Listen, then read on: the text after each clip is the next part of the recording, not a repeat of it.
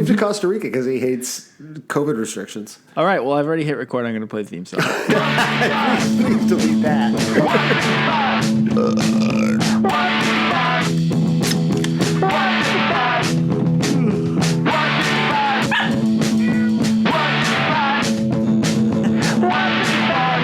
This is like a stereo.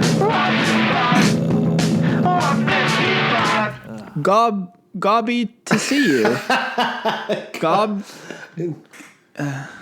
Top of the gob to you. Top of the gob to you. It's 1:55. It's Gobruary week 3. This is a fun recent.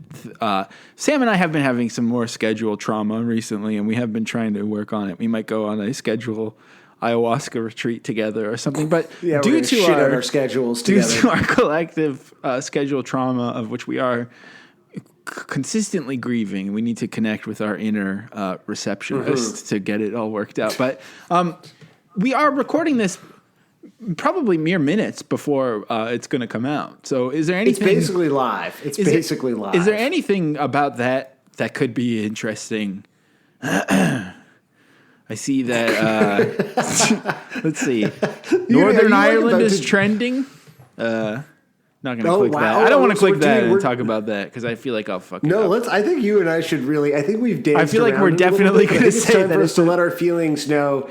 On people always say Northern Ireland, but no one says Southern Ireland. Is there a Southern Ireland? I think there is, but one of the no. I see. I already feel like one of them's sort of connected to the UK and one of them's not. Maybe that's the vibe. I think. Yeah. And like one USA of them is versus Protestant and one of Canada. them is Catholic. I clicked hoping that could be a diversion, but it seems to be women's soccer, and I definitely don't know anything about that. So I'm gonna have to leave that trending topic.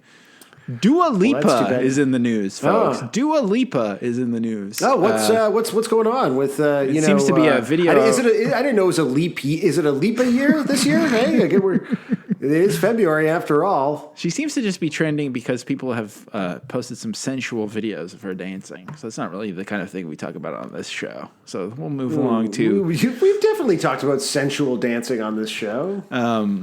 Jughead. Let's see. Congratulations, David. That's also trending. Oh, it's because David Cochran is the new host of Power and Politics. Congratulations to David. Wii U is trending, and maybe it's because the Wambulance is here because Sam is still sick and being a little crybaby about it.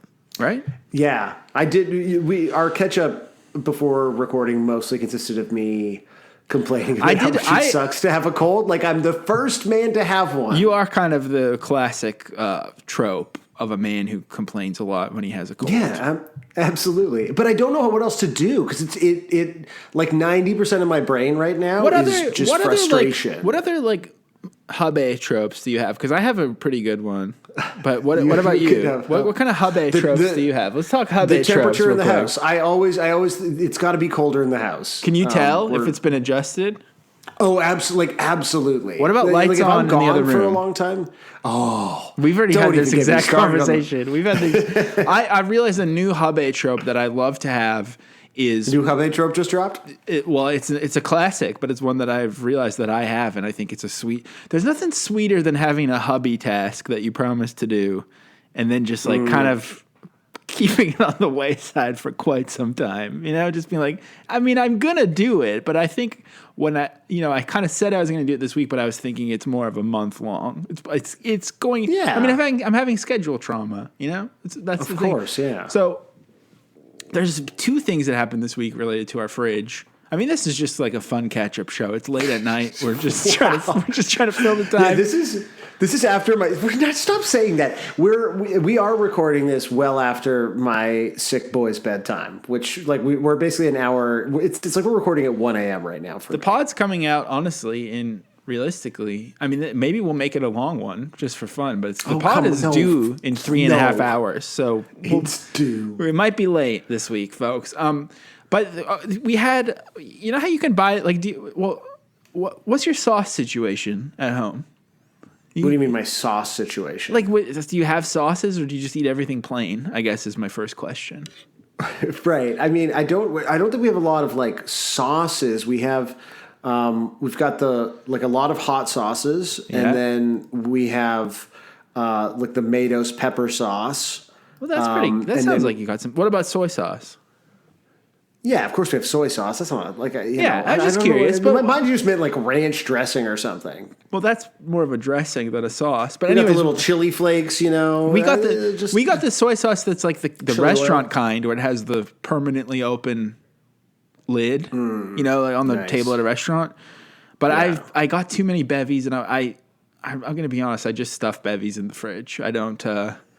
I like put the whole box in and don't really look, and I just jam it until it goes in. And so I knocked over the soy sauce quite a while ago. That's why you and I could never really work. Right. I knocked over the soy sauce a long ass time ago. I'm going to be honest. And it spilled, and I said I was going to clean it up, and I never did.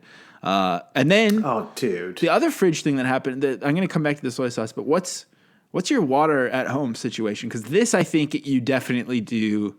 Straight lukewarm tap into a glass, and you say, "Oh, the tap water." No, I do the coldest possible. Right, tap but water. Okay, but it's tap water. You don't mess around with, like, you don't have a Brita filter. No, God no.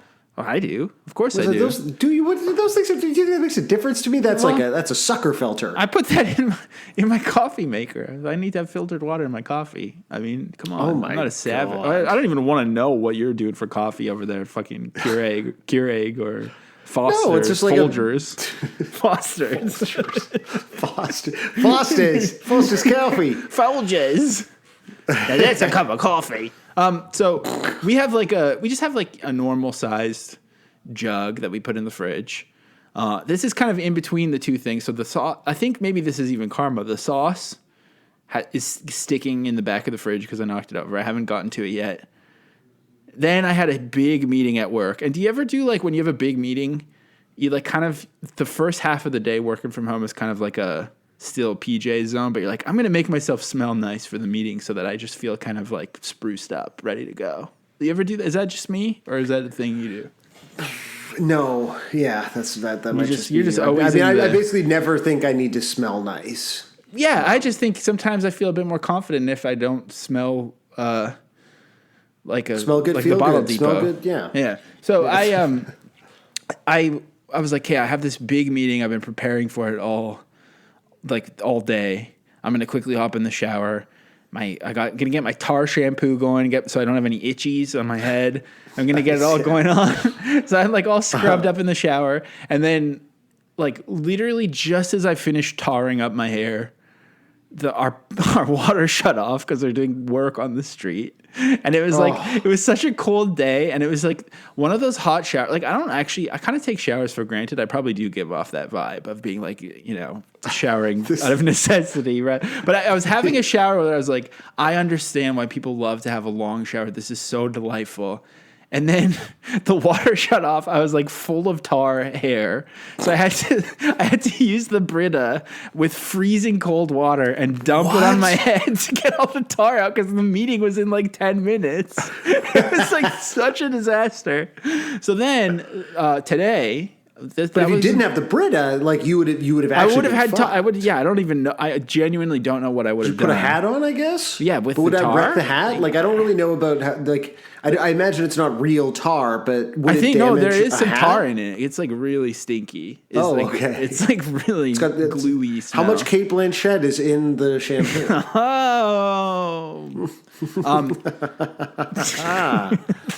So then cinema. The Brita, it's been getting extra use, extra fills this week because I had to pour it on my hair.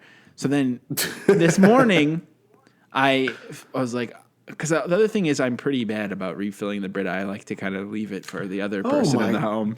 God. So this morning I was like, I'm going to be nice. You're just a terrible roommate. I'm going to be nice. I'm going to fill the Brita. Now here's the problem. The Brita has one spot it can go inside the fridge door, and because things have been moved around, there's too many boxes in the fridge.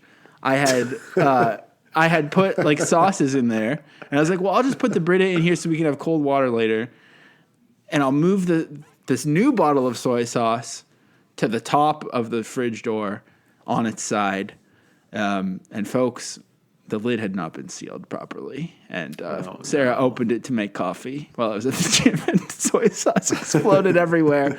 So I have cleaned the entire fridge deeply today, But I have not washed my hair with Tar shampoo since Tuesday, and my head is extremely itchy right now. So let's get through this episode. I'm going to try to have another shower real quick. Here we go. Punk news. Some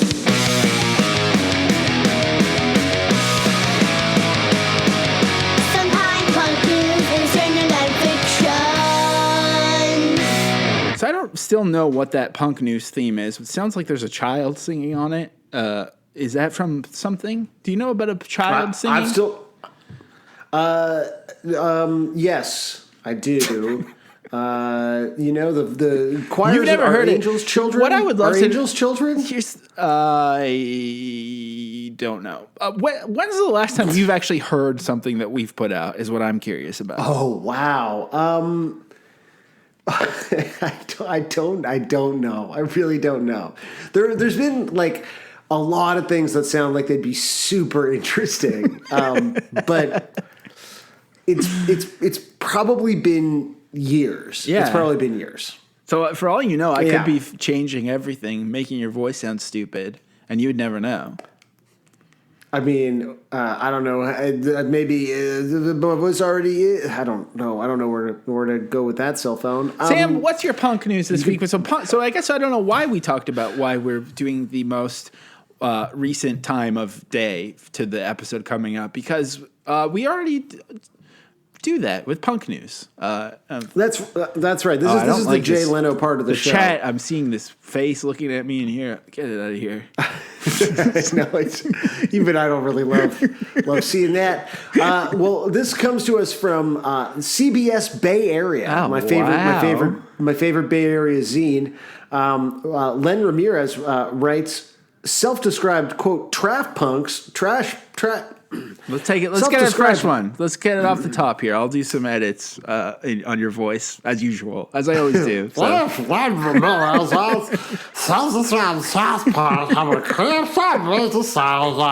It says self-described trash punks.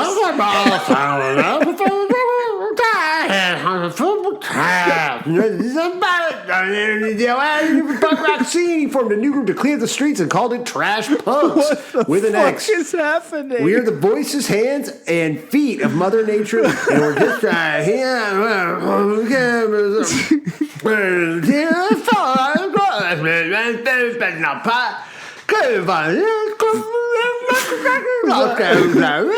I have another question.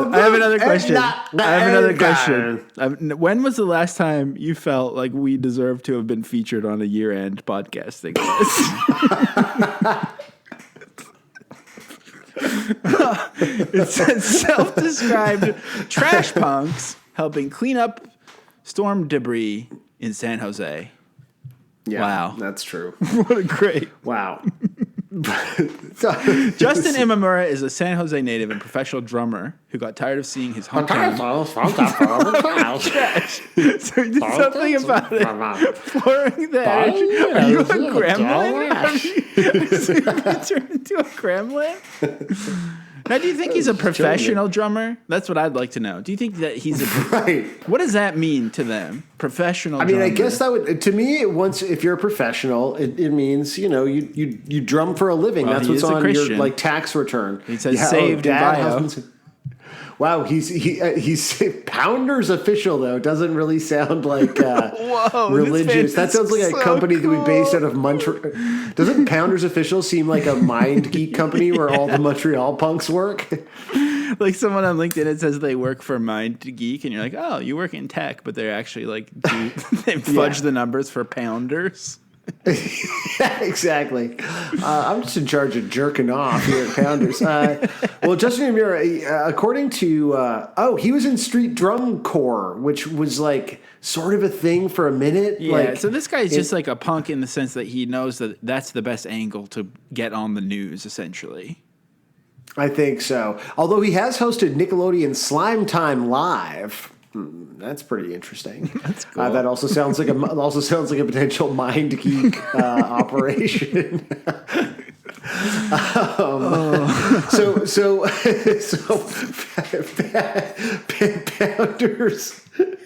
Founders Analytics head Justin Amira got tired of seeing something filled with trash. He formed a new group to clean up the streets and called it Trash Punks, again with an X. We are the So voices. did you search the hands. punks on? You searched punk news this time? No, I just searched punk. I'll be honest with you, and I feel because I do know what your punk news is, and I don't know if you, because you did a search of the news that is fit to punk was very small fit this week. Well, I'm not criticizing. Please, I'm not criticizing your like story. I'm not criticizing your story, nor am I criticizing the presentation / introduction of the story. Sorry, man. That's what I'm struggling. Okay, look at this. Was what started in 2017 with a few fellow rockers. Okay, I'm confused. Are they rockers or are they punks? Has now grown into a smooth running, again, not punk, and respected nonprofit, complete with loyal volunteers like a corporate group from ASML Semiconductor and Los Gatos retiree Yana Arnold.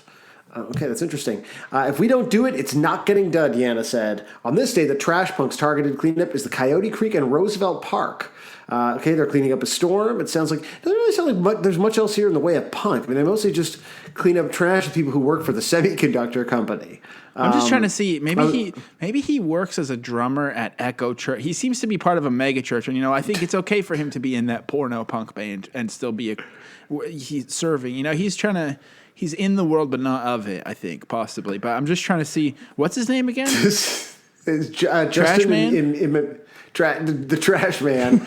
This is so good. This is like the most Christian sentence imaginable. Justin plans to expand Trash Punks to other parts of the Bay Area. And then this is what I love. And this spring, he's traveling to Africa to share his cleanup and recycling methods with the leaders of a small village. He's traveling to Africa to give them our trash. And see if he's taking all of the trash from San Jose. So thank you, Justin, for he's not a staffer. Showing people in Africa how to clean up trash. This is more a critique of CBS being fake news, but he's not listed as a staff of Echo Church. So do you think Trash Punks is making money? Or I'm just trying to understand where. Well, that he's not a drummer for Trash. I don't think he's a professional drummer. I just think, bottom line, now I'm wondering if he's even a San Jose native, to be honest. And maybe now I'm questioning if he was even tired of seeing his hometown fill up with trash. I actually think he might have been exhilarated by it, not tired of it. Wow, because that would be more punk. Become Trash Punks. Wow, great news. Okay, I found the Trash Punks Twitter from February 14th. Happy Valentine's Day to us and the Trash Punks. Followed by Smash Mouth, by the way. Oh, fuck yes. I think we've reached the point where we definitely need to move on. And folks, I'm very excited this week.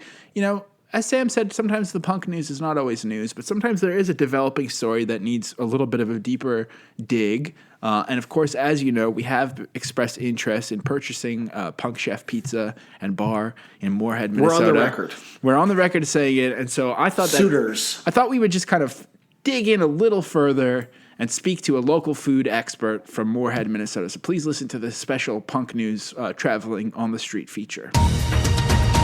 For this week's Punk News segment, I thought we'd get a little color commentary, kind of step outside of the headlines and talk to someone boots on the street, or maybe fork and knife on the plate. Could that be a good intro? Anyways, I'd like to introduce someone. Actually, I'd like you to introduce yourself. Who are you? What are you doing here? Welcome to the show.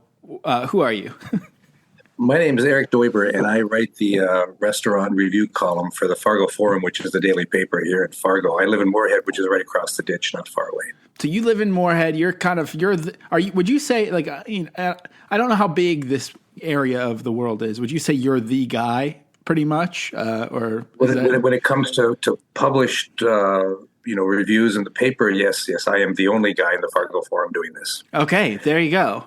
So we do have a couple of other papers where people, weeklies and so on, that people dabble with it. But I've been doing it for, it's got to be 20 years now, maybe 25 years. Oh my gosh. And so do people a long time. Yeah. Now, real quick before we get into the real topic, I was poking around looking up your last name, and it seems that your website goes to something else. Are you also the cut rate philosopher? Is that you as well? That is me. Oh, interesting. I teach philosophy at a college in Moorhead, and the restaurant gig is something that's been around for a long time. I'm doing it on the side.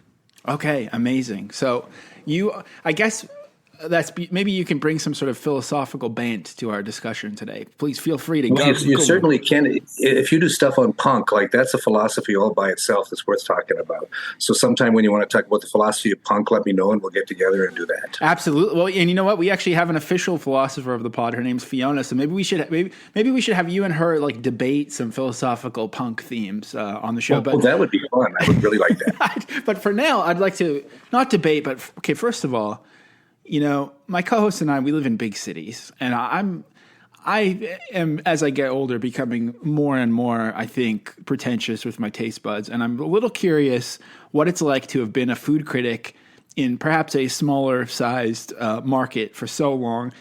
When you travel, do you find that your taste buds have become Moorhead or Fargo-ized, or do you find that, sometimes food is surprisingly better here, or kind of how do you feel living in a not major market, being involved in the culinary scene?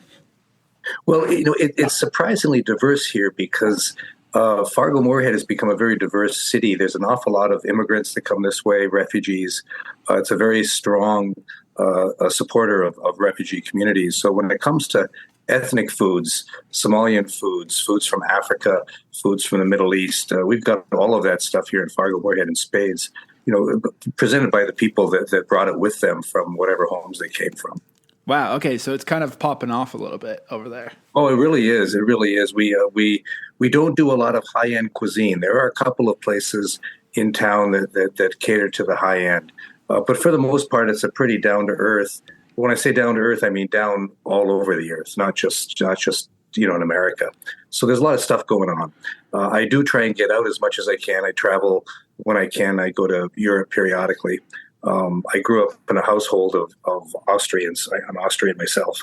And so when I get over there, I try to do the Michelin thing every once in a while. But as soon as you start eating food that's been arranged on someone's plate with a pair of tweezers, you got to ask twice about whether or not that's the way you really want to go. Right. So you're still hungry after, right? Like that's the other. Exactly. And once someone gives you your appetizer on a bathroom tile and calls it art, you have to think there's something going on. Right. Well, there's other ways to blend art and food. And I think what's led us to you is this month we've become kind of interested in, we have a segment on our show called Punk News where we searched, I'm going to be honest with you, we just search the word punk in Google News and see what pops up. And sometimes it's talking about fashion, sometimes it's never about music. But this is not the part of the show where we talk about music, but we just see what's there. And we found this story about Punk Chef Pizza in Moorhead, how it had closed. And then last week we learned that it was for sale. And you asked me before we started, is this serious or not? I think my dream is that it is serious, but I fear that the listeners are not on board yet. And so maybe I think you're here to help us figure out, should we do this or not? We're thinking, should we buy Punk Chef Pizza and turn it into a 155 Punk Chef Pizza? In a word, no. Not because there isn't place for punk food, but because it's awfully hard to decide what that would even look like. If you think of punk as being largely a sort of a counterculture movement, culinary arts is not a place where you can really be counterculture because, one of the things that all restaurants want to do is be consistent. And it must be hard if you're an aficionado of punk culture to be consistent and exactly how you would produce such a thing is really a puzzle. That's very true. I never even considered that. And there's another reason I didn't reach out to the Punk Chef Pizza folks, because I figured they're probably going through enough right now. And we have, to be honest with you, I don't know.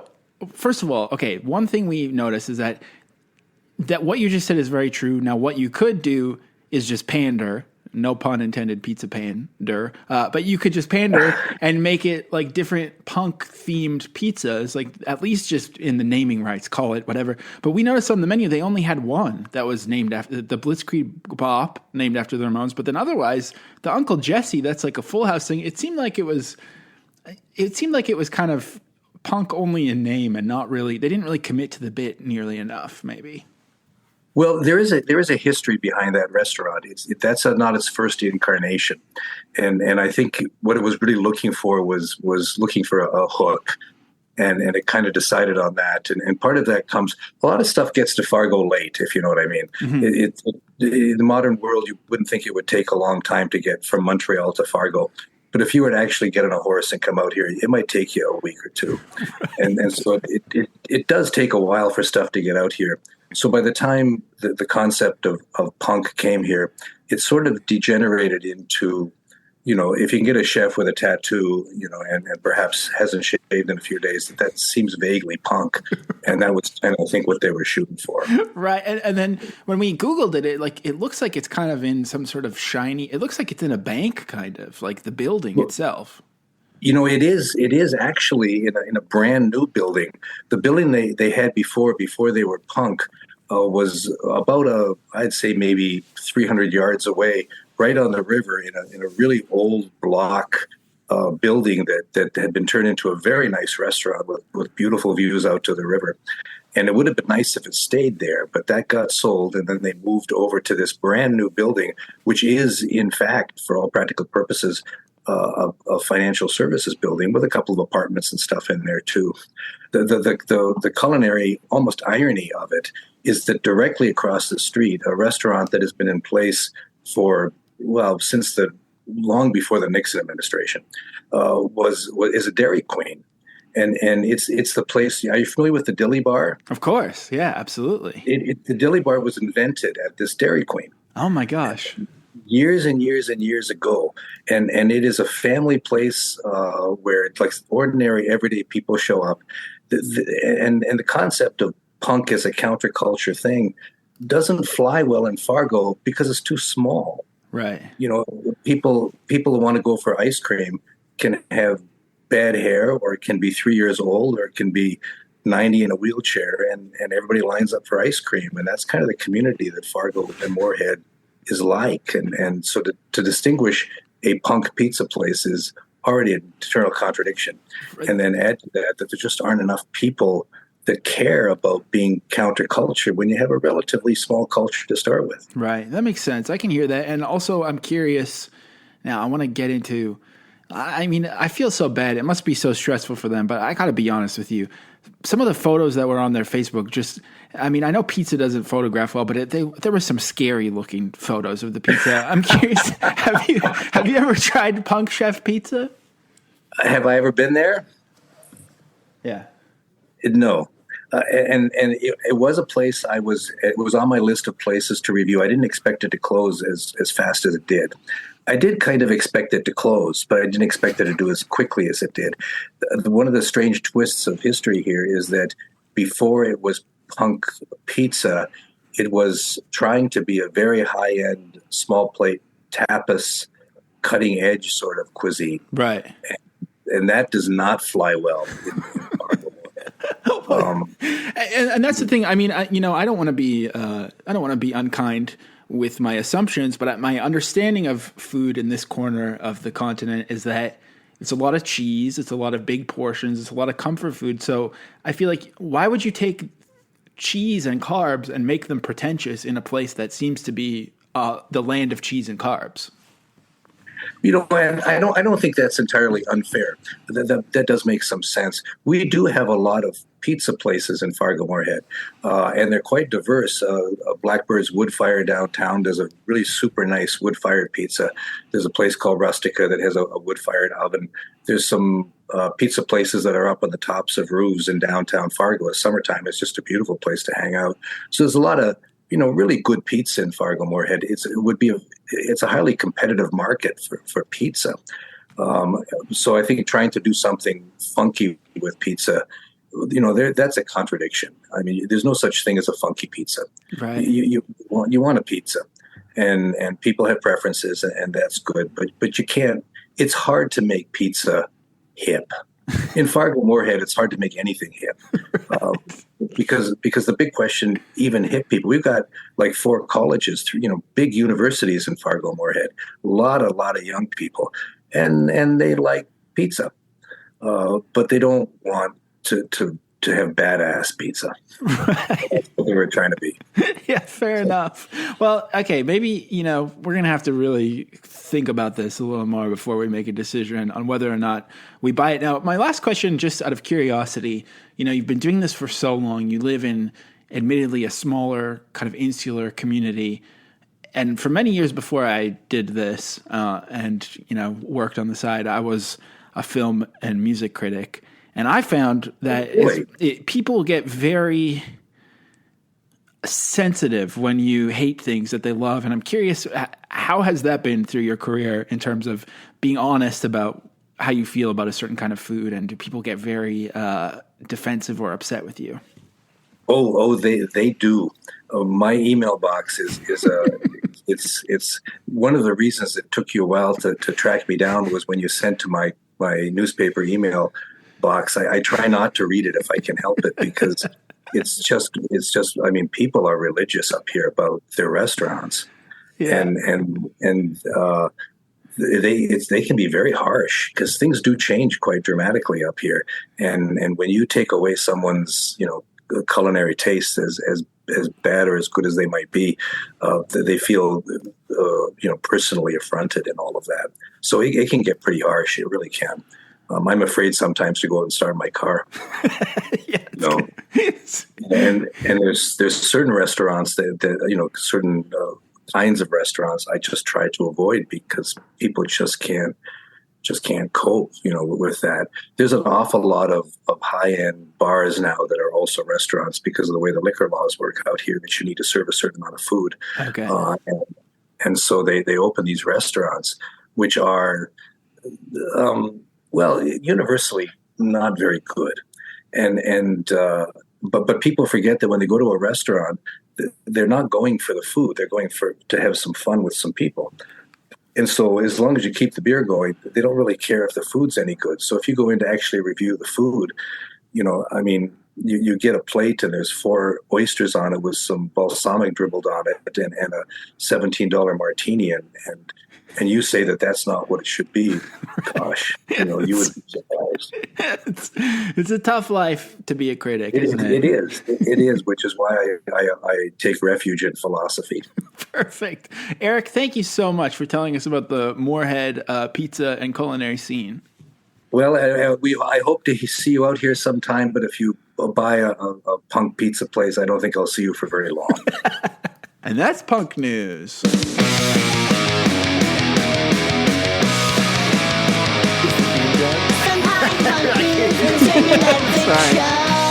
Yeah, that's like the theme. Okay, that's where there's a child singing. Now we're back in the show. Okay. So it'd be 2 children talking. Yeah, that's the voice of the lips of an angel. So what on when that starts? I'm like, what sort of person have you reached out to at this point? Like, this is absolutely. I feel like this is up there with like reaching out to the other Sam Sutherland in terms of like this is like real Josiah shit. Like And that is something that I forced you to listen to. I did force you to listen to that one. Yes, that's true. Actually, so the most recent thing that I've listened to related to the podcast is that. And so I did it today, right before we recorded. You sent it to me, and it was like 15 minutes, and I was like, I'm not going to listen to this. And then I started it, and truly some of your best work. First of all, what a funny, charming guy. He's so funny. I'm going to show you some of my email correspondence with him because it's great. He had good jokes. He was doing banter. The first thing he said, I was like, because also, I think I've gotten better at connecting with kind of, people from all walks of life through the usually it's talking about Blink-182. Now it's about talking about whether or not we're going to buy a pizza restaurant in Moorhead. And so I was like kind of weird. This is what it looked like to email him. I said, I had to switch emails, as he mentions in the piece. I had to email him on a different one because he gets so much hate mail for his food reviews. But I said to him, like, is Zoom okay, or do you want me to call you? And he said, Zoo works well. And then he said, sorry, I said Zoo works well. I meant you Zoom. It was great. Oh my Or he said God. Zoo walks well. It's so good. I love him. I love Yeah, Eric. zoos are nice too. Oh my God, he's just so like sweet and charming, and I appreciate though. Here's the thing: I don't agree with him. Like I think ultimately, is he gunning for? Maybe he wants to buy it. Like I feel like It's true. It feels maybe he has an agenda. But what I'm saying is, I feel more comfortable talking to whoever because I know that it's for the service of the pod, and I love doing it. But when I still didn't know exactly how to read him, like I knew he had this philosophy website too. I figured he'd probably be like ahead, But as soon as we started talking, the very first thing he said to me, I was like, "Should I just start talking to him? No, I should probably give him some background just in case he just so in case he knows about this." Like if he didn't know about Punk Chef Pizza, that would suck. So I gave him a bit of background. Right, okay. And I was like, we're kind of thinking it's been coming up that it's for sale. And we're like, man, what if we bought it and turned it into our own thing? And then he's like, can I just ask you a question before we start? I'm like, sure. And he's like, are you being serious? I was like, I'm pretty sure I don't think so, but at the same time, you never know. And he's like, yeah, there's a lot of stuff that you and I. And then he kind of had this like knowing. lives. He had this knowing thing of like, okay. And then I could just tell he knew what was up. So that was it. Like I feel like he nailed the vibe. Like that's it because he's answering you really sincerely, but he's being funny. And I don't know. I just like what a Eric like. I shout doff out Eric my Dalber. cap. Yeah.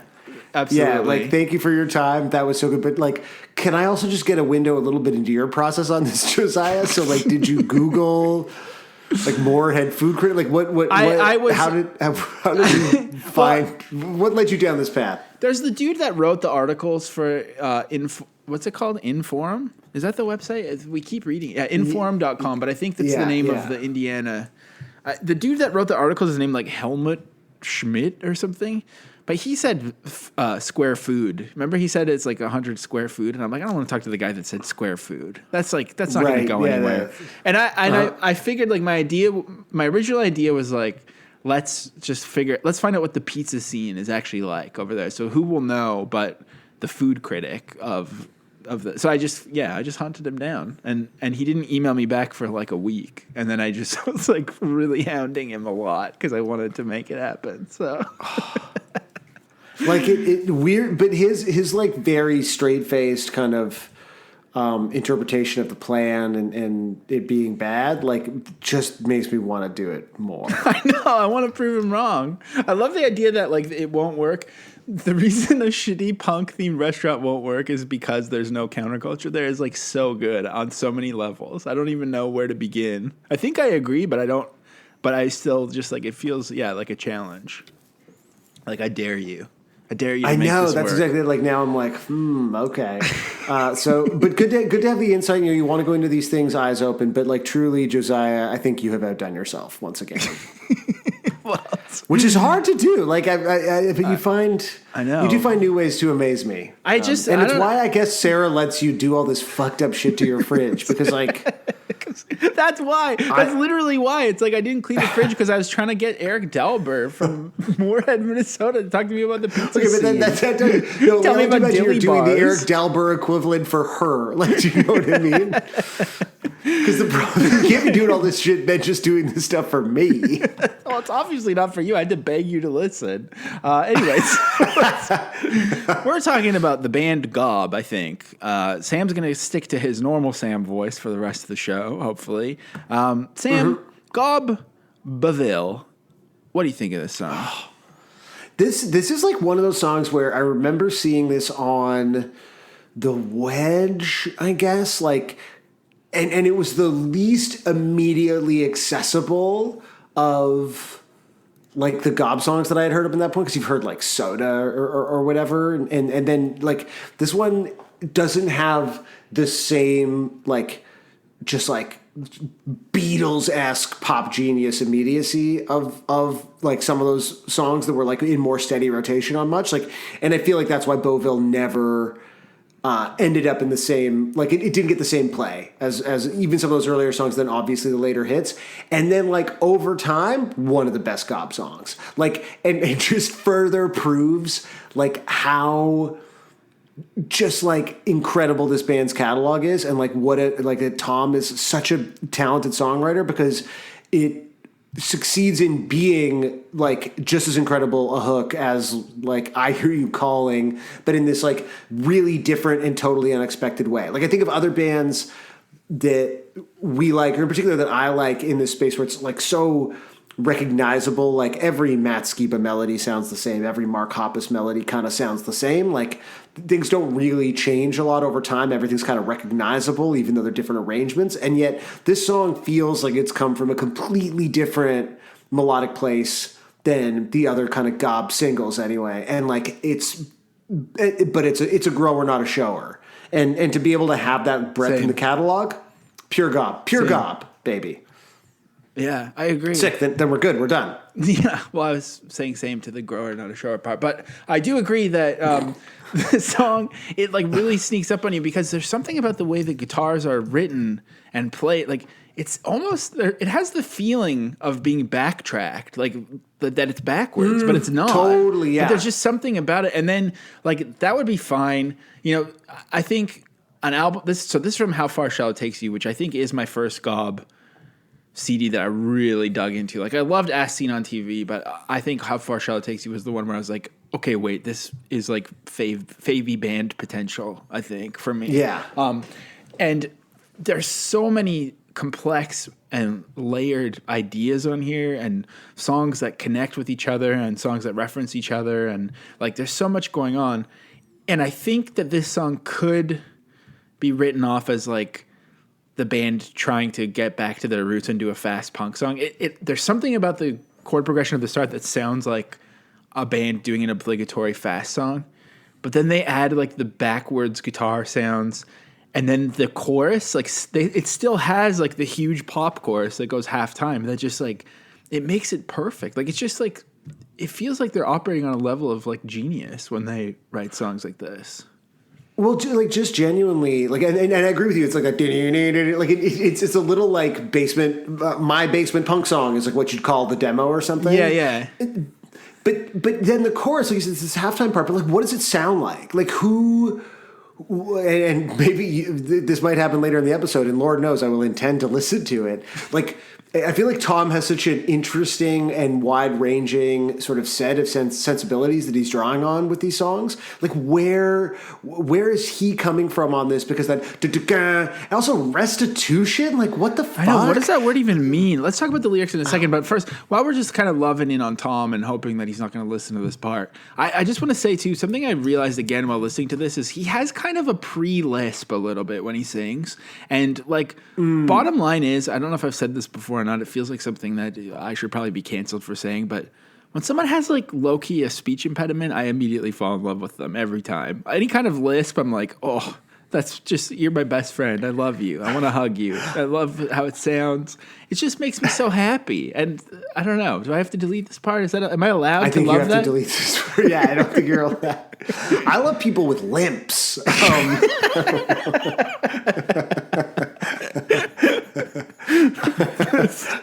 I'm writing down some time codes today. No. That's good. Like you just have a limp because you like fucked up your knee like running or something. It doesn't sound like it's not a priv. You like a priv limp? No, I want to be clear. I like a privileged sort of temporary disability. If you have a real disability, I'm not interested. Just getting deleted. You got to leave this in, man. There's something.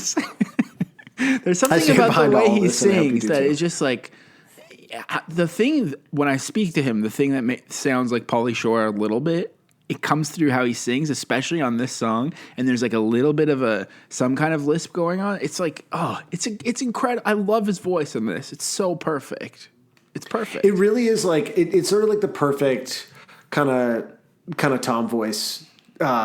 Like experience. And again, I really think about, because I was like, okay, you're right. What else is How Far Shall It Take You? And so I guess like the hit that comes up before this is What to Do, which is like, there was there like lightning or something here? That was crazy.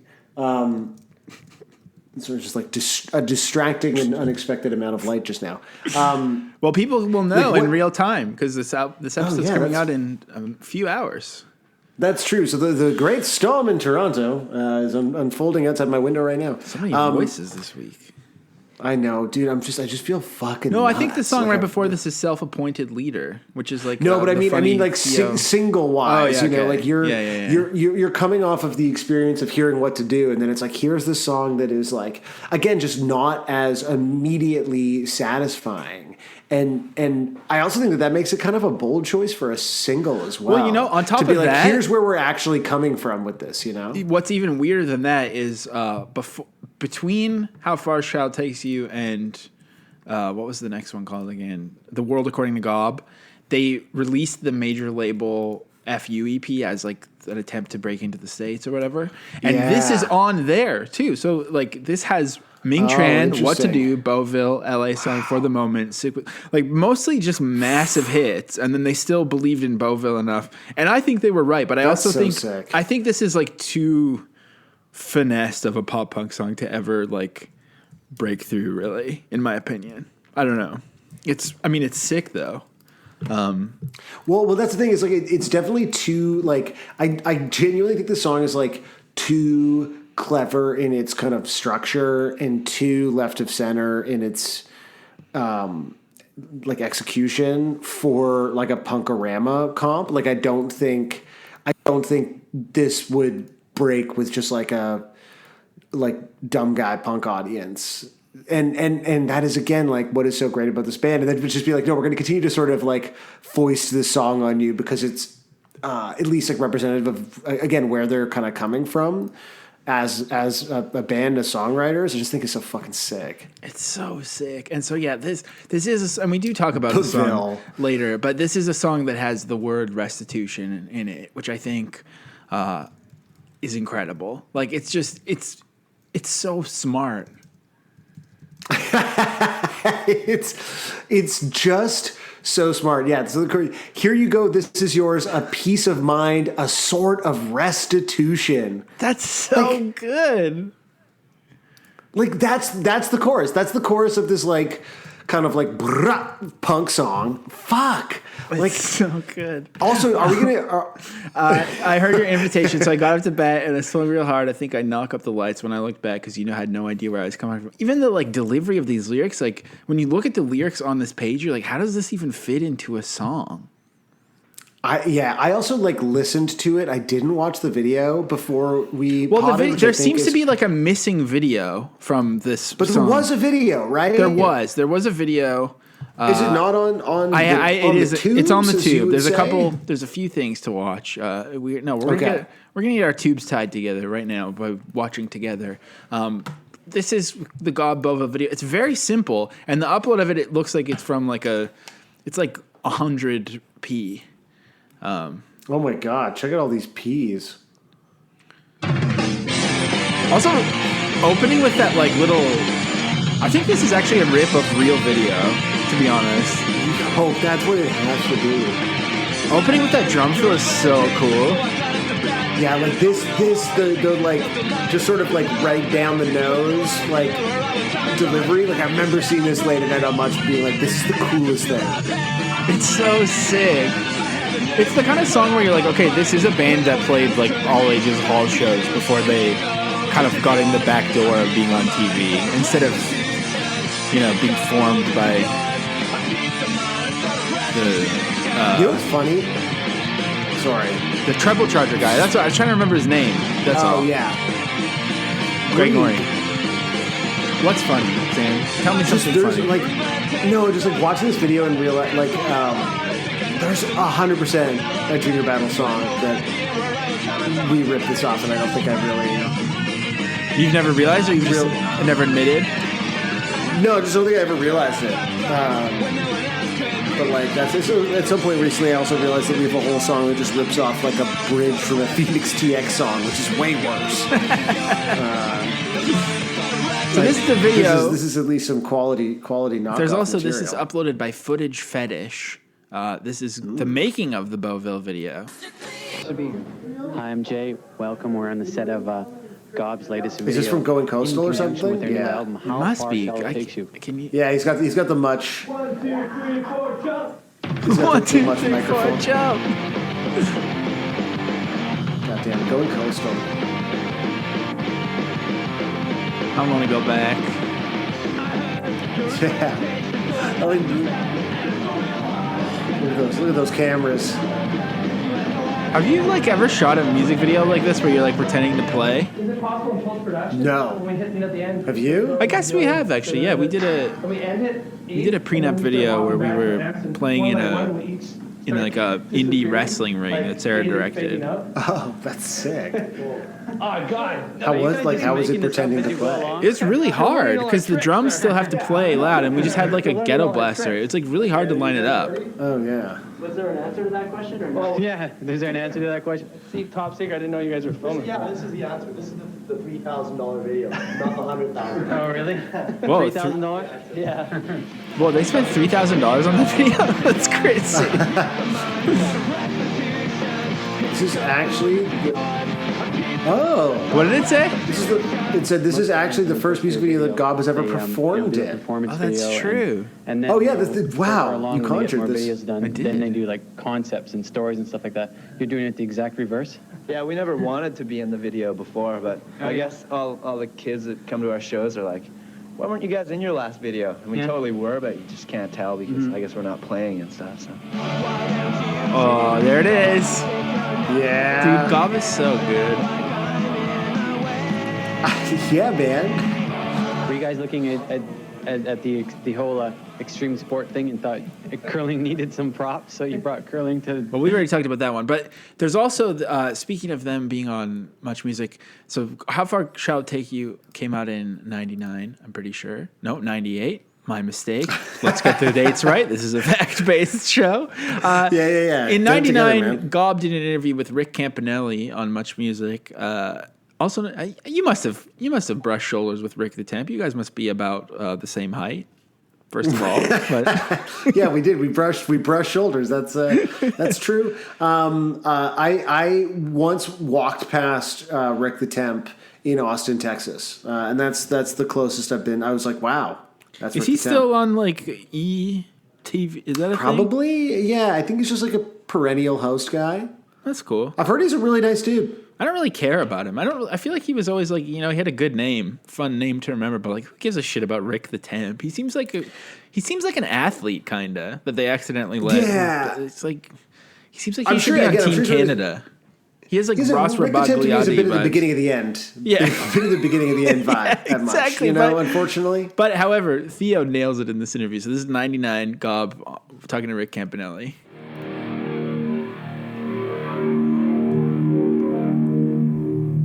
I don't know. You guys must have had a lot of O. Henry bars before recording this, man. It's very energetic.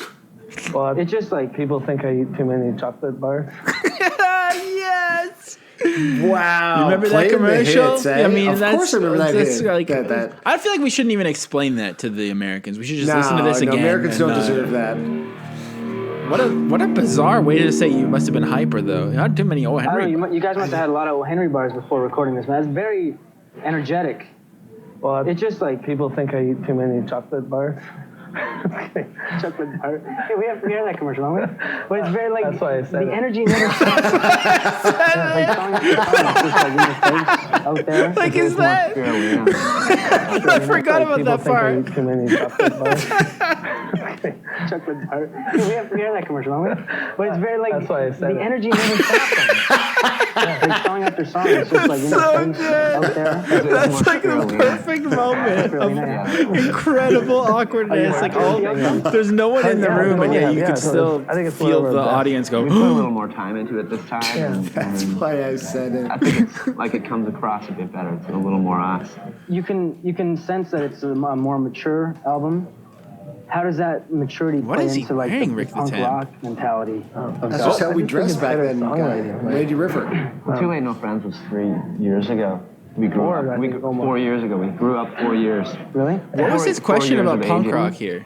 How does that maturity play into like the punk rock mentality of God? I just think it's better song. Rick the Temp asking the hard. I just wanted to show you the too many chocolate bars part because it's so good. That's why I said Man, it. that's like a real I don't think I've thought about that ad in 20 years, but Should we play it? I wonder how that Should we guy's play doing. it? Let's see if it's on No, here. I think you're right. Let's not. No, let's. Okay, well, fine. I don't Well, you can give him a taste. Give him a taste. Oh, we gotta play it. There's Okay. even a parody of it. So this was on TV all the time, Wow. and like All the time. This poor guy covered in pimples know. doesn't even have a lisp. He says this, and this became like a thing, and it was it for like Everyone. What was This is your- all anyone said. This what was I your, think it was this was from- this was like the thing you say. But what was your acne situation when you were growing pretty up? manageable. Yeah, it was just like normal. Like I'd get a Yeah, me zit. What about too. you? Yeah, like I mean, I'd get a lot of zits probably due to my diet, but I loved popping them, and my dad would warn me against getting the Wait, here's the thing. marks. I popped. Did you get any? I mean, I don't know. I mean, I'm old. I'm like weathered. I'm a weathered Yeah, old that's the man. thing. It's like I don't know. The worst thing on my face is like a couple of pock marks. I've popped every zit I've ever had, and I've loved every single it's time. so wonderful. Like that I've done it. It's such a treat.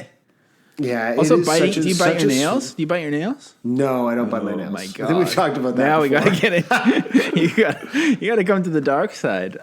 So, anyways, I just remember people had like, what was it called? Creatine? Is that a working out thing? No, I don't think it's. What was creatine. that? It's like What was that acne medication? Proactive? No, there Proactive? Was that it? Oh, Accutane. That's what it was. Accutane. Accutane. I remember people. I Yeah. knew people who were on Accutane, and it like they had like brutal back pain just so they wouldn't have the acne. Anyway, I don't know if that's what this was. This was on TV all the time. Well, people don't see the real me, right? They just see my acne problem. People the think facts that about I acne. eat too many chocolate bars or that I don't wash my face. Yeah, I tried many things. I've tried everything, but just nothing works. My brother says I'll probably grow out of it, but I don't think so, no. It's hard to believe now that it will actually go away. There are solutions. That's like such a hard hitting. That honestly seemed like a AIDS campaign or something from like an ad. But like someone's highlight reel. It was like these flashing it was words on top. He ain't heavy. He's my brother. Like that was kind of the vibe. What was that an ad for? I think it was an ad for Brothers. What? How is there not like? Why are we the only people left in? Oh, actually, enemy of mine from Canadian media is asking for an update on the too many chocolate bars guy. Chocolate So- bars guy? Well, No, maybe I want to know which enemy. I don't know if you know who this guy is, but oh my god, he's an enemy. You have an enemy I don't know about? I don't know. Do you know about this guy? I definitely don't know this guy. Look at him. Just look at him. Well, just the handle is enough, Yeah, and exactly. the face is adding to that. I actually, this guy, you know, I certainly used my platform. We have so many. This guy's popular. How do I have no idea this man. I'm is. gonna be honest that I definitely used my status at a Calgary Alt Weekly to probably cyberbully this guy a little bit. But Oh, good. he deserved it, I think, just for having that name even alone. And then the day that we were moving from Calgary, he was on the same flight as me. It's great. So great. Anyways, some people do say I eat too many. So where does where does he live now? Does he live with you? I mean, yeah, he lives with me. Montreal? No, He I lives- think he was just visiting, but he moved to here despite having been pro YYC. He hated me for being anti. Anyways, we got to move on. This is getting too insider.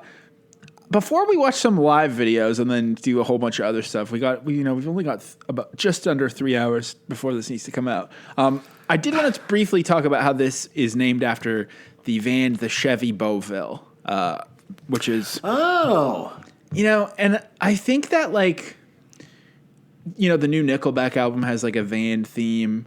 A lot of people I was aware of in Calgary or friends of friends got really into like vanning and would have these like van festivals where stoner rock bands would play, and it's become a whole thing. But I'm not gonna lie, I'm not gonna pretend to not be someone. I definitely was someone who romanticized the tour van when I was younger. I mean, it's like how could you not? It's like, especially these kind of vans, like they're so beautiful. Have you ever seen our old van, dude? I don't think so. Well, I don't know. So Probably. it was a GMC, but like all these vans are like basically the same. I'm gonna send you a photo of the Junior Battles van because I didn't know I actually had no idea what Beauville meant in this context. but like all the GM cars, like they're sort of like similar, I guess, across the different lines. Let's show van. Let's show van to each other. I'll show van. You talk about vans for a second. Well, this is the van that. Oh, are you leaving? You're leaving? No, the I'm mic. not leaving. I just got to do a quick Google. This is the van we used to have, the Chevy Astro. That's what we toured around in, and it was a little bit extended though. I think. Maybe I can find it, but Chevy Astro. Like I'm a Chevy head. Yeah, I'm a full-on Chevy head, and we could fit all of our gear in there and 3 members. And we drove Victoria to Halifax one year in that little guy. Oh my god, it was the best. Dude, that's fucking sick. And then I was totally like, oh, when our van dies, I'm like gonna get a tattoo of it. Obviously, I think that's pretty cringe now, but secretly, I still kind of like the idea. So. Oh, I love a van tattoo. Man. Yeah, I'm all for it's it. like I'm not so different. I'm not. You know, I tend to come across as a really cool guy who has it all together on here, but it's not always the case, you know. So yeah, no, I'm realizing that you're actually not cool at all. I'm gonna have to end this by sending you photos of the van. This is fucking killing me. What? I know you don't even know what it's I called? No, I know what it's called, but I don't know how to find. I don't know how to easily find a photo of our van like in this exact moment. Like I know what. Why don't you I know what the name of the band is. The band? But like Junior Battles. This is like pre a phone. Yeah, no, I'm familiar. Well, I was thinking we could. So did they drive a Beauville? Was that the deal? I think so. And we talk about it later a little bit, but I was just like, you know, I don't know. I wanted to maybe watch a video of a Beauville, but I didn't know like what would be a good one to watch because there's so many like annoying van guys. Well, hey everybody, I'm here in the South Shore of Montreal. Okay, this is going to be a good one. This is a rare Chevy Beauville extended window van sighting in St. Lambert, Quebec, South Shore. I know that there's some people listening who grew up in the South Shore. South Shore represent. Let's well, hey everybody, I'm here in the South Shore of Montreal. I'm actually not positive if I'm pretty sure I'm on the St. Lambert side of the tracks because I'm actually going to do some train spotting. There's a this guy's important cool. CN rail line there, main line. And I got the I got the Schwinn here all fixed up there. I had a fucking broken cable. You think that's a Schwinn? It was broken off here on the hub, and it was broken off on the speed this gear guy's selector. Awesome. Because some broad fucking went right into me last summer. And yeah, so it's a great day to ride. It's about 13, 14 degrees, and I'm riding along here on Tiffin. And what do I see here? This extended, a pretty rare extended Chevy G20 van from the early 90s, I would say, if I were to take a guess. Dude, this guy's I don't know, awesome. 93 to 95. This channel's so good. This is not a common truck, and I remember I rode in one of these once. Actually, when I was in Canmore, Alberta. Some sort of a leisure company, and they had like 2 or 3 of these, and they were dark green and stuff, and yeah, actually, I think it was a Beauville. That's what I think this is, eh? It's a Beauville. That's what this is, eh? It's a Beauville. He has a 30-minute video called Replying and Acknowledging Your Comments. But, yeah, this rig... 30 minutes. Do you want to watch it? Or? I would say has had a hard life. Absolutely. I don't think so. Chrome is nice. Paint is still nice. Imagine Got just like rust. walking out. But I'm willing to get bet you your van $100 and this this thing guy's don't come doing from a Quebec. He's filming it? This truck is And they're probably like, from out west. I'm a fucking broad. I'm going to... Oh, he said it's probably from out west. Okay, this is his video acknowledging your comments. Hey there. Hello there. Welcome. I don't know if that's what I thought this guy was going to look like. Somehow the audio sounds like it's not coming through my headphones. But yeah, no, it's really weird. Perfect day to be inside. How do you even do that to your hair? What's he? Table here. Like his hair looks like a tidal wave in a Roland Emmerich film. This guy's like, so cool. He's not like an influencer, just sort of. So I think there's just like what is some stuff there? There's a table there and a vacuum. busted dépanneur sign. Starting to look like a hoarder, you know. Anyway, as for some time, I had been wanting to address, reply, acknowledge your comments because a lot of you guys love to comment, and you know, I'm always while he's too doing the lazy preamble, to he did mention that it was from out west. So maybe the Beauville was more popular in Western Canada, and that's why Gob had one. And interactive in a way. Yeah, because it feels like I'm not a car guy, but you of course, hopefully you see my reply watch this video for my reply. I would love if there's a video of him like filming on my street. So, but I don't think it's. That's not going to happen for you. There's been a lot of comments lately. How is he doing this? A lot of comments. I just got over 39,000 subscribers, and if you're by the way, Josiah, I did send you a much for photo not of our subscribing. van You're being not towed, obligated to. which It is actually all doesn't that ever really make a happened to it difference because it was in a terms of fucking piece of income that I shit, but I make loved or it that, dearly. or really of views. You know what? I have think, seen anyway, this. from We what I'm showed convinced. Van Yeah, maybe my on a good stream friend one Grant time. from Cool Trains Oh, Montreal. that He's must got a have great been it. train channel. My friend films Grant trains like from- myself, but he's a hardcore train guy, unlike me. And he's replying to a video I just he has a posted video today called of the Sunny Vulgar Walk on DG, Rue where I Saint mentioned Viateur. something about the tree Why is this disease. guy just explaining? He's forget what the disease explaining is called. YouTube There it is, comments. Ash Borer. Thanks a lot there. Let's see if he walks by Grant. me in this And then video. we That'd be have, so of course, cool. Could you imagine? Fucking God. The cross street here, Saint Viateur. You being in the background of one of these and vlogs actually would be amazing. I unfortunately do agree with you. Is this a two-way street? Jeez, I thought it was a one-way street because there's no cars parked on the other side. Anyway, whatever. Greetings and salutations, fellow Earthlings. Elton McFall here, a.k.a. Retro Old School in the Outremont sector of the city of Montreal on a beautiful Monday.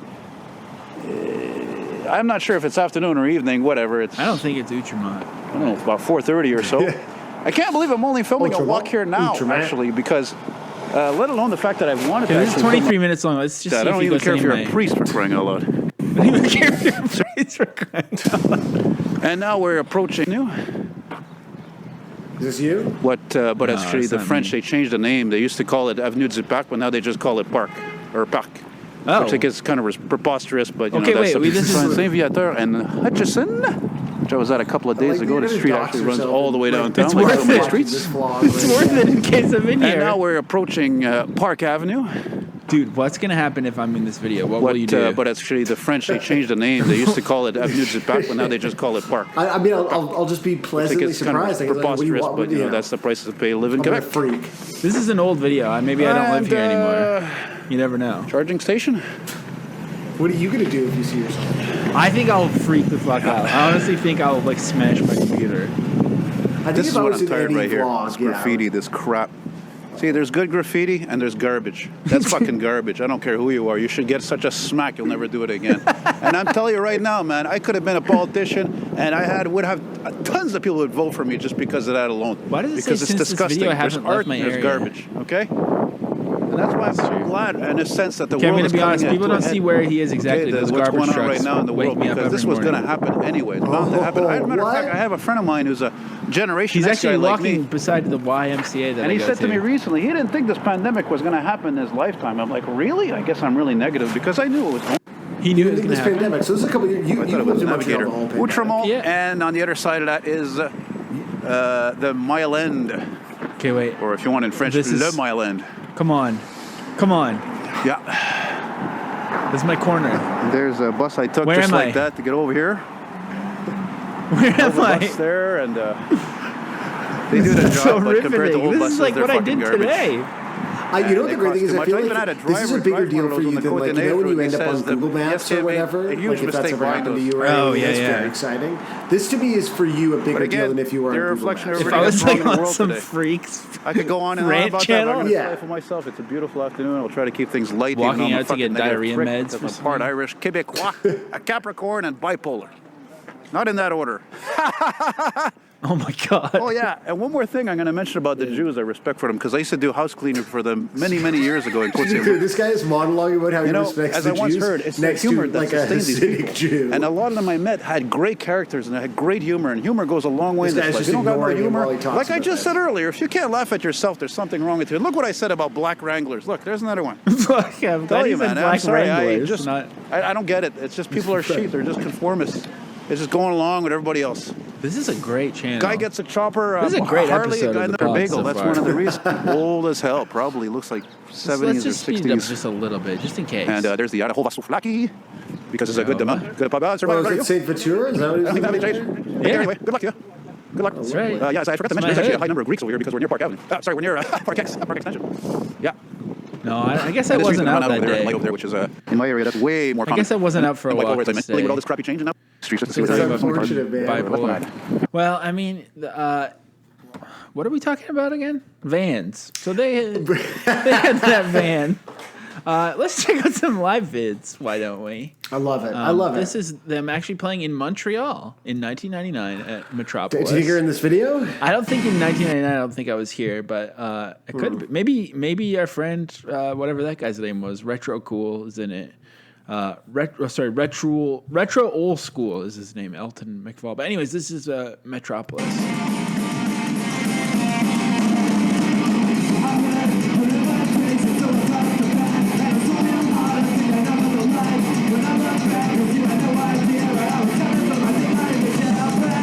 think they were also like tighter than other bands that were playing fast. Yeah, like for sure.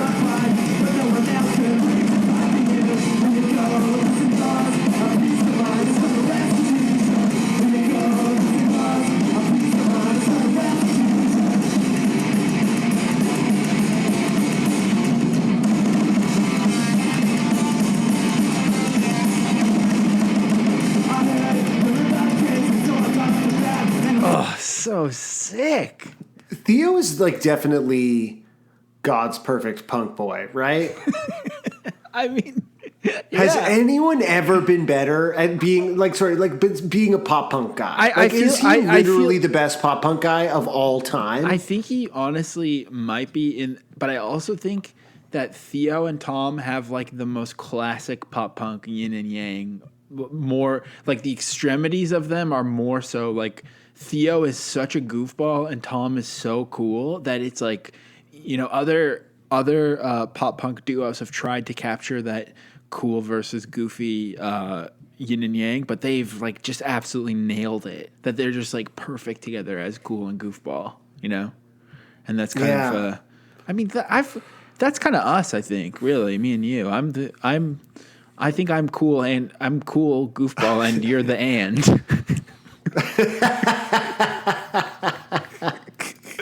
Couldn't agree more, man. Someone's got to connect those disparate sides of your personality, though, and that's kind of what I'm here to do. This is in 2012. Okay, we're gonna fucking slow things down a lot. Just like last night. Slow it down. Do you think that's gonna happen? I think we might be telling a fib. I mean, they didn't lose the energy.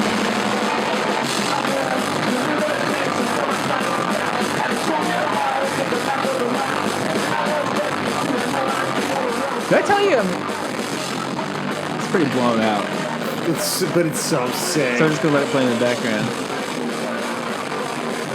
I feel like it sounds good just blown out. When I saw Tom wear this fedora back in 2012, I was kind of like, I don't know, man. I don't know about the fedora, but I'm kind of becoming a little bit allured by the fedora recently. I just like this. I think I talked about this on a Scusi or a Sode or Epi or whatever they're called, but I don't know, man. Fedoras kind of look tight. I think it might be time to tip my hat. I think it's maybe. What if you started wearing one? Maybe I should. Maybe it's time. Maybe you should. So back. This is it. We're back in Quebec. We're just past Laval in Saint Therese, and this was actually last year, a year that we didn't do Gobruary, and I was gonna go to this, and instead I went to the Dime Glory Challenge, and it was incredible. But this was also on the table because Gob and MXPX played at the Music for Cancer benefit show. I don't know why they were raising money for cancer, but pretty fucked up. I'm not going to judge them. But this is them playing this in Saint Therese. There's just like enough little noodles in here to make it all worthwhile.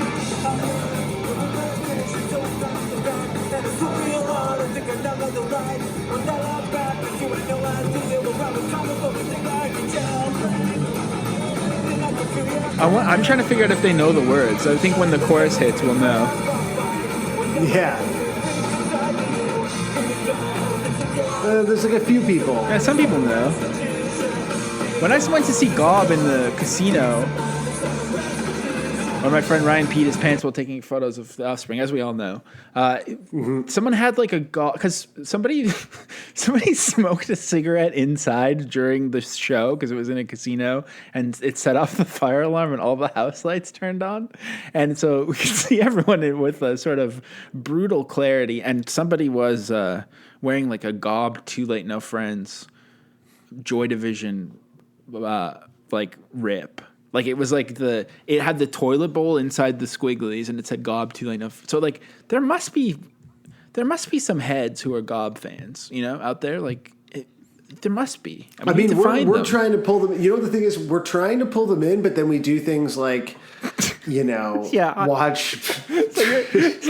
So just to clarify, with what you've done in this episode, I'm the one who's made it alienating. Just to clarify. Yeah, exactly. No, I mean I'm just following your fucking lead, man.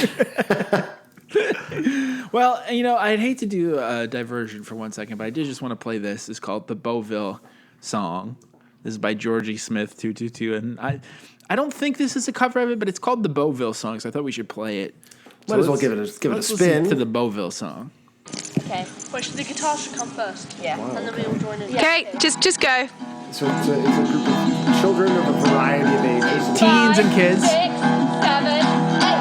Take me to a place called Beauville. That is where I want to stay. Take me to a place called Beauville. I will live forever this way, forever this way. To be clear, it's a group of kids of various ages, but they're all dressed kind of pseudo hippie. So the fact that they're singing, "Take me to a place called Beauville," it's really unsettling. I will live forever this way. It feels like a scene from a folk horror film. There's never no adults in Beauville. You know what I mean? Yeah, it's like Lord of the Flies. Yeah. I mean, that kid looks terrified. That kid knows something. The vibes are off. Why would you live forever in a place called Beauville?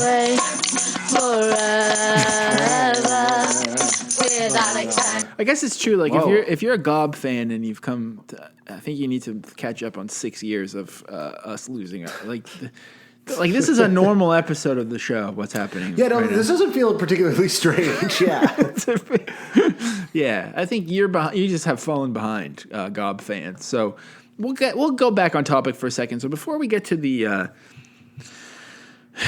listener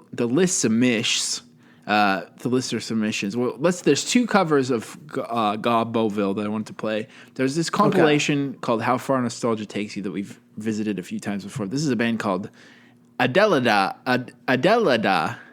That's kind of cool. It's like Adele, but it's what's it called when you can read it backwards? Palindrome. It's a palindrome. Yeah. So it's Adelada. I don't know who this band is, but they're doing Beauville.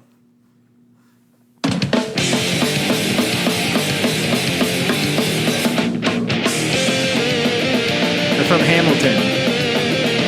They're named after an Alexis on Fire song.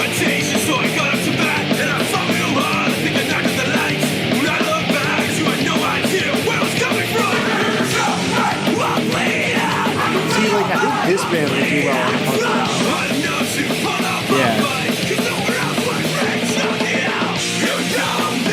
What kind of band is this?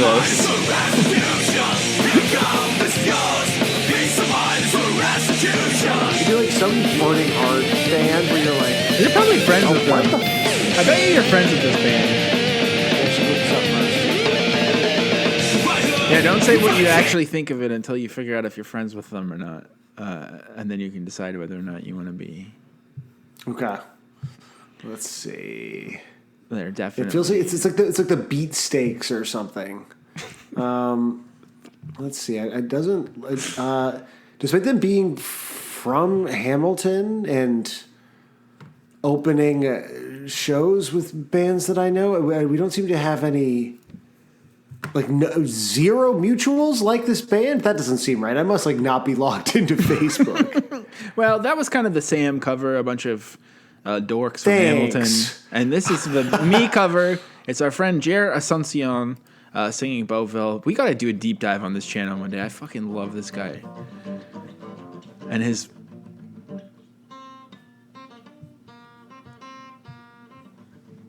guitar method is incredible. So I got up to bed and I swung real hard. I think I knocked up the lights. When I look back, I see you had no idea where I was coming from. Come on, this could be a me cover too. Sure. Sure, Sam. Okay. Let me dream. Here we go, this is yours. A piece of mine, I saw the restitution. Here we go, this is yours. A piece of mine, I saw the restitution. He's actually good at guitar. He's just slops as hell. He doesn't give a fuck. I love Jer Asuncion. It's so sick. Hell yeah. I mean, I don't even know. We paused for a second. I don't see any Give Up the Grudge. Oh, now you've said something. I was trying to go back to the show. And now you've said something. And now I have to edit out another piece of the show because, you know, what you just said was so offensive right now, and you're not going to... Thank God. I need you to do this for just like my future, my family, please. For some reason, at this point in the show, we do some kind of advertisement for the Patreon. Yeah, this is the point where we think people are the most inclined to want to give us money. It's the time where you're ready to reach for your wallet. It's like, yeah. It's time for the offering, folks. You know, we're here. We're passing the hat. We're ready to sing for our supper. Is my favorite thing that awful journalists have said about their work before. I'm willing to sing for my supper. Just, you know, the one... Somehow that's the worst voice that I think anyone has done tonight on the pod. I'm willing to sing for my supper and do some journalism. Well, we are doing journalism about the band Blink-182 over at patreon.com/155pod. And, you know, I thought that they were maybe going to release a new single this week because they were doing like a pre-save thing. Now that we're kind of getting close to drop time of the app, it would have come out in New Zealand by now. It's not happening. There's no Blink. They're going to make us talk about edging every week. And by the way, it's official. Until they release new music, I'm deciding right now we're only talking about edging every week until they release it. Well, no, that's not true because we do have an episode coming up in March that will be that's the true. Results of Sam's contest. It will be. That is true. But we're going to talk about. I mean, Sam. Everyone knows that it's going to be edging the whole time. They're just going to play edging over and over again. They are in homage to our podcast. Yeah, it's so, you know, we're stuck in. You think that this is bad? Wait till you hear us be stuck talking about the one new Blink-182 song that was released. The Lord knows how long ago. It could be so much worse. It could be so and you can much pay for it worse. to be worse. Actually, it's like, yeah, it's like you're paying to throw the tomato to make me fall in a dunk tank. Is that how it works at the fair? Why are you throwing a tomato at a dunk tank? Because you hate the clown. I love clowns. I love clown. Okay. Anyway, so if you do that, then you can also go into Discord, and you know, there's like, you can really see how psycho Marsden is, and you know, instead of just complaining to me privately about how he's annoying you on Twitter in your replies, you can see it there as well. Maybe someone can mod him for you.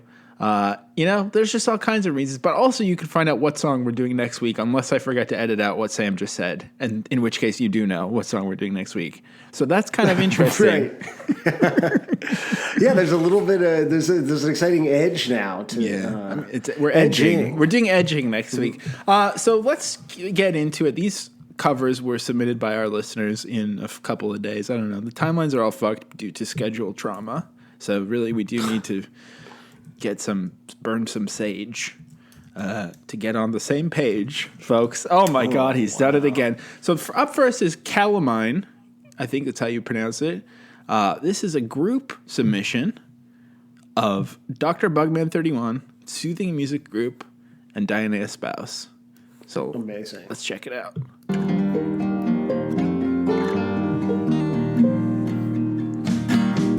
I heard your invitation, so I got up to bat, and I swung real hard. I think I knocked out the lights. I looked back, cause you had no idea where I was coming from. I think I heard your shell break, and I could feel the pain. I'm leaving you. I had the nerve to put up a fight when no one else could reach inside you. Here you go, this is yours. A peace of mind is sort of restitution. Here you go, this is yours. A peace of mind is sort of restitution.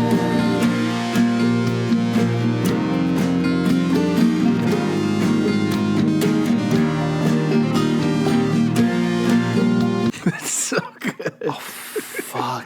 Shit. The best thing about Gobruary too is that we've kind of willed into existence the birth of like true alt country pop punk. I think like it's like all these artists have been teasing it for a while, but it's really coming together, especially with this collaboration, like taking pop punk and making it No Depression, whatever that is. Is that a magazine? I don't know. I only know enough how to get by with bullshitting. Man. Yeah, exactly. Yeah.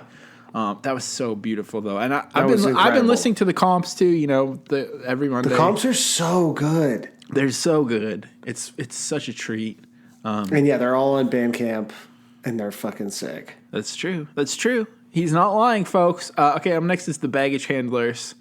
And also because a nice little detail is that because we had a few extra days, I let them know in the Discord. So there is a lot of final dot wave going on. Yeah. So this is the final version. Final version. Here we go. So we'll make sure not to play this one again. This is baggage handlers.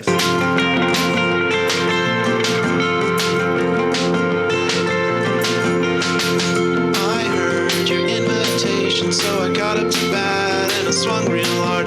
Think I knocked out the lights when I look back, cause you had no idea where I was coming from. I think I heard you shell break, and I could feel your pain. I had the nerve to put up a fight when no one else would reach inside to you. Here you go, this is yours. Peace of mind, sort of restitution. Here you go. Is there like flutes in the background? Or is this a guitar sample? Here you go, this is yours. I think it's like, but maybe I'm wrong. This is yours. Peace of mind, sort of restitution.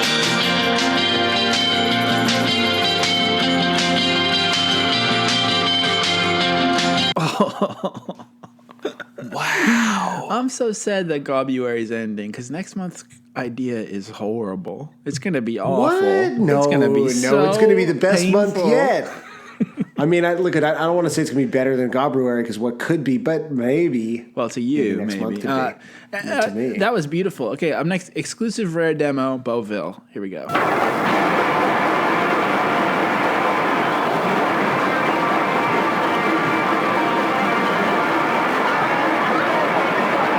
I can kind of hear the song in there.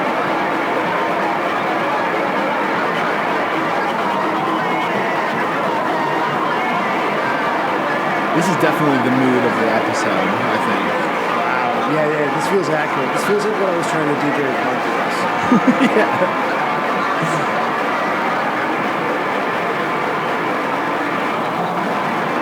If this was playing under the video of that guy walking around Mile End, I think that'd be perfect.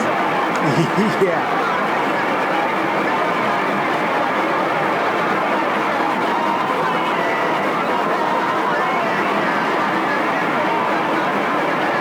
Oh, so good. So lovely. Wow. What a treat. Yes. Oh Yeah. my God. Okay, the next bunch are finals of the ones we've already heard. Here we go. Mine Shoulder. Missed y'all. Heart. We had a baby since my last cover. Happy Gobruary. Oh, Oh. congratulations, Mine Shoulder. Congrats. What's your baby's name? Mine Offspring? Okay.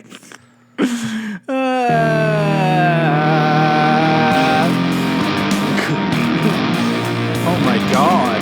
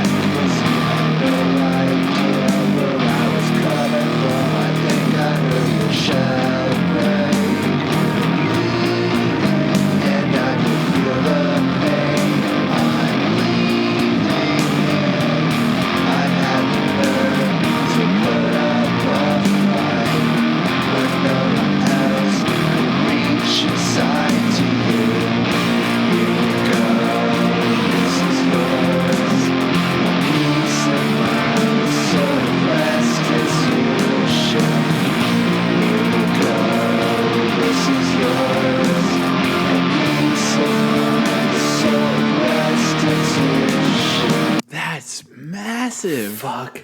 Yes. What even was Fuck that? yes. What was that? I feel like so much of the cover section is people doing things where I'm like, I don't know how you arrived at this place, but I'm glad that you did. Yeah, it was so heavy, but so Yeah. melodic. Was that what Torche sounds like? Yes, that's what torture sounds like. Does that mind torture? Torture?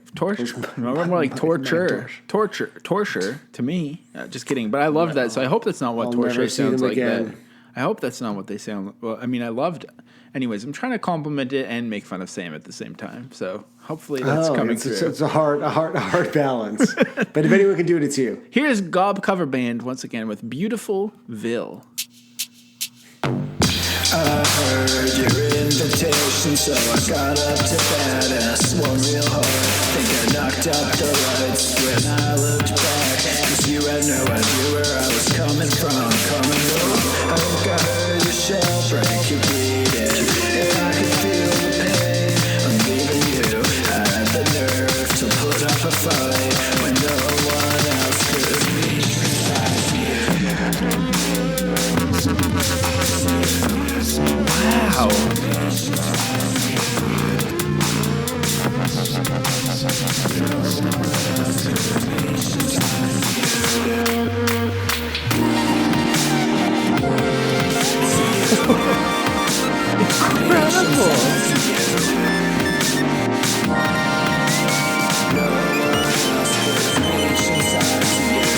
I heard your invitation, so I up to bed and I swung real hard. I think I knocked out the lights when I looked back. I heard your shell break.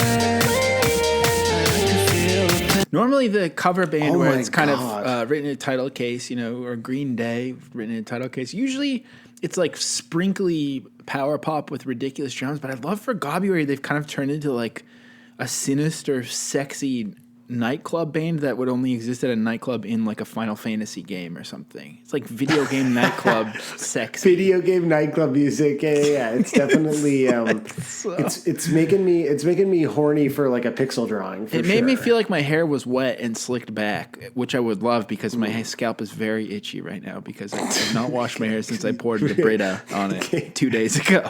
So haven't been able to have a proper shower. Tyrone Tiger up next with Beauville. I wish every month could be Gobruary. Don't we all? TRT.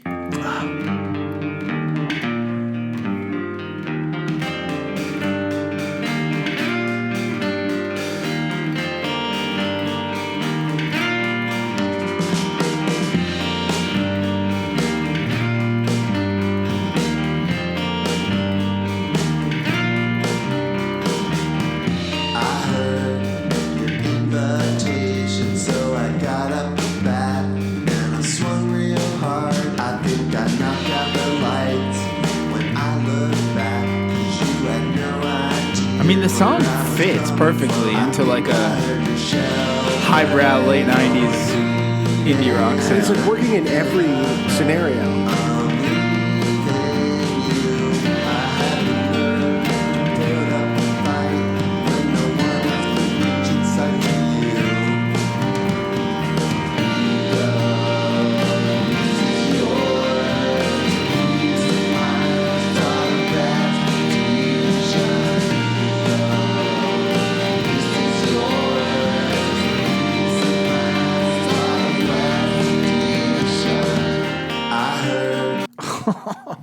So crazy. Just the production too. Like, how are people just like making things that sound so produced? It's just like honestly astonishing. Yeah. It's beautiful. That was so good. So up next is Dee's sound guy. Before we play this one, this is reminding me, and it's still in here, I think. Last week, Dee submitted one that was called I Don't Know Gob Song, and it arrived like right after we recorded last week's episode. The prior, I forget. It arrived right after recording, and I thought that it was a late submission for the one episode, but it was actually for the week after. So, if I may, I know we've been staying on topic all week. Would it fuck everything up if I played a Ming Tran cover for a second? I mean, is that I don't know. Is that a? You have my permission. Oh my God, thank you. It's all I've ever wanted. Right on my face, I see what it takes to cut through the bullshit, to cut to the chase.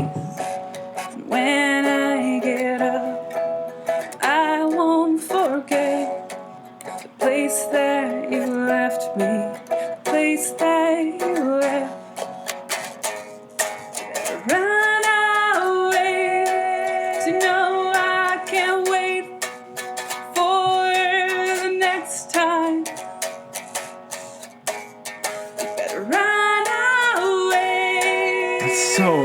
sick. It's so haunting. Can save you next time. Yeah, this is fucking incredible.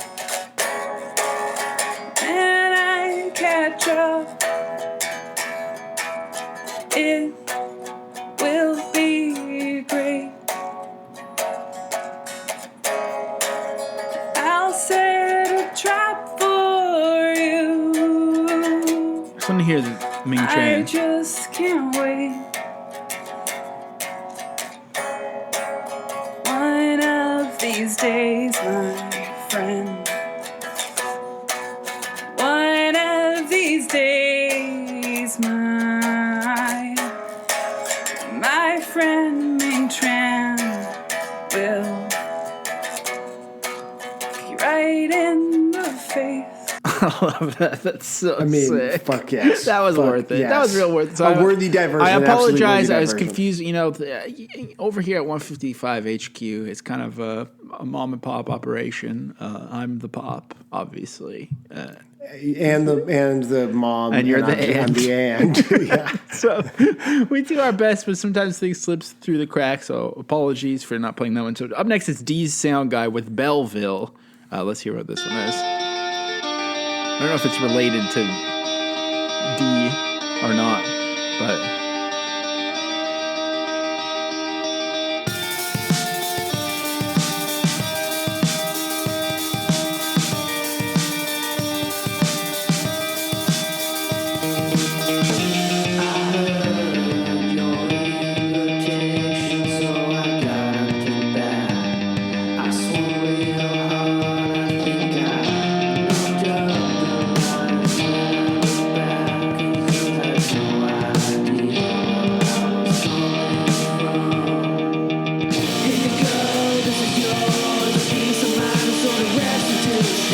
So good.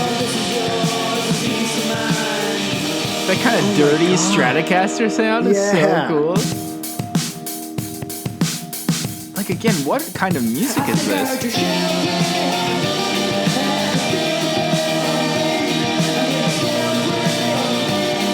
It's like sounds like a band that would exist inside of like Can't Hardly Wait or something. Like they'd go see the band. Yeah, for sure. Oh, so sick. It's definitely where like a pivotal moment happens between two of the characters that you think are going to get together. Like it's something, there's a miscommunication and things really fall apart in that moment. Yeah, exactly. Yeah. So thank you for taking us there, Dee's Sound Guy. Finally, I think this is the perfect ender.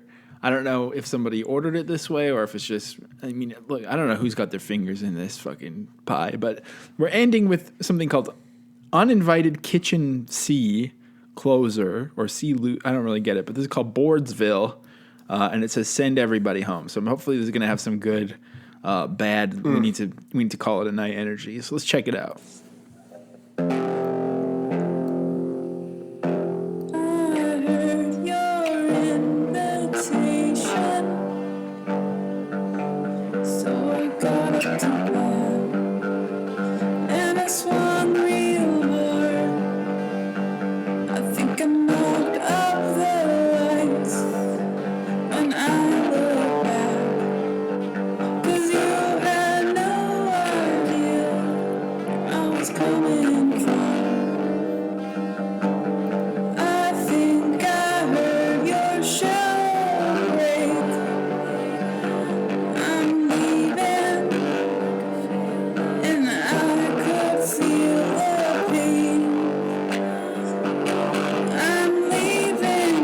I think this is too good to like make me want to go home. Really, you know, I would be like, "Damn, this is vibey as hell. I want to hear where this is going." Let's stay. Yeah, we should stay.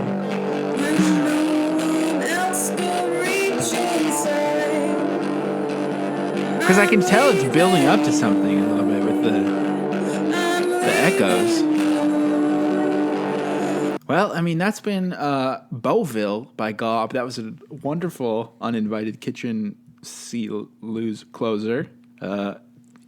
Beauville by Gob. Sam, how are you feeling over there? I mean, it's like 2 a.m. my time, but I could listen to these covers and talk about God. Watch some more videos of guys walking around Mile End. Mile End vlogs that you could be in all night, man, all night. What a treat! What a treat, Gobruary. Well, no one wants to hear from you anymore, so shut the fuck up. It's time for Tom Thacker to talk. I heard your invitation, so I got up the bag and I swung real hard. One thing I knocked up the lights. When I look back, cause you had no idea where I was coming from. I think I heard your shell break. I'm leaving, and I can feel that pain, cause I'm leaving you. I'm just gonna pop in a lozenge. And then I'm gonna have a sucking sound when we talk. That's okay. Turn up the suck. It's week 3, Gobruary. One of the greatest months of the year. How was your Valentine's Day, Tom? This Gobruary. It was great. It was date night. I've got a kid now, so date nights are infrequent. Yeah. Especially since the pandemic, like our whole thing of babysitters and family visiting and stuff is just not the same. So. Yeah, fair enough. Well, that's probably good because Valentine's Day is too much pressure. Too much pressure for. You totally caught me off guard here. Put me on the Valentine's pressure. I don't know if I did enough for my wife this Valentine's Day, to be honest. No. If only there was a way to go back in time and start preparing in January. So this week we're talking about Beauville. Is that how you say it? Beauville? Beauville. Yeah. Why is it called that? What is that title? That was the model of van that we had at the time. We had a Chevy. I think it was a Chevy Beauville. Someone's ringing the bell. Yeah, it's a Beauville. Whether it's a Chevy or a Ford, I don't know, but it was a Beauville. I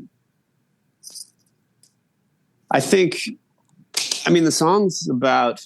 I don't remember who the song is about. It's definitely about some kind of conflict, and maybe the conflict happened in the van.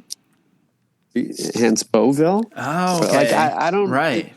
I don't I have no recollection of what it's about, and it might not have really been about anything. It might have been just placeholder lyrics that stayed, and I don't know. Maybe we just like the name. We spent a lot of time in that Beauville van. So, so I mean, one thing I meant to ask you last week is when you were talking about before you had.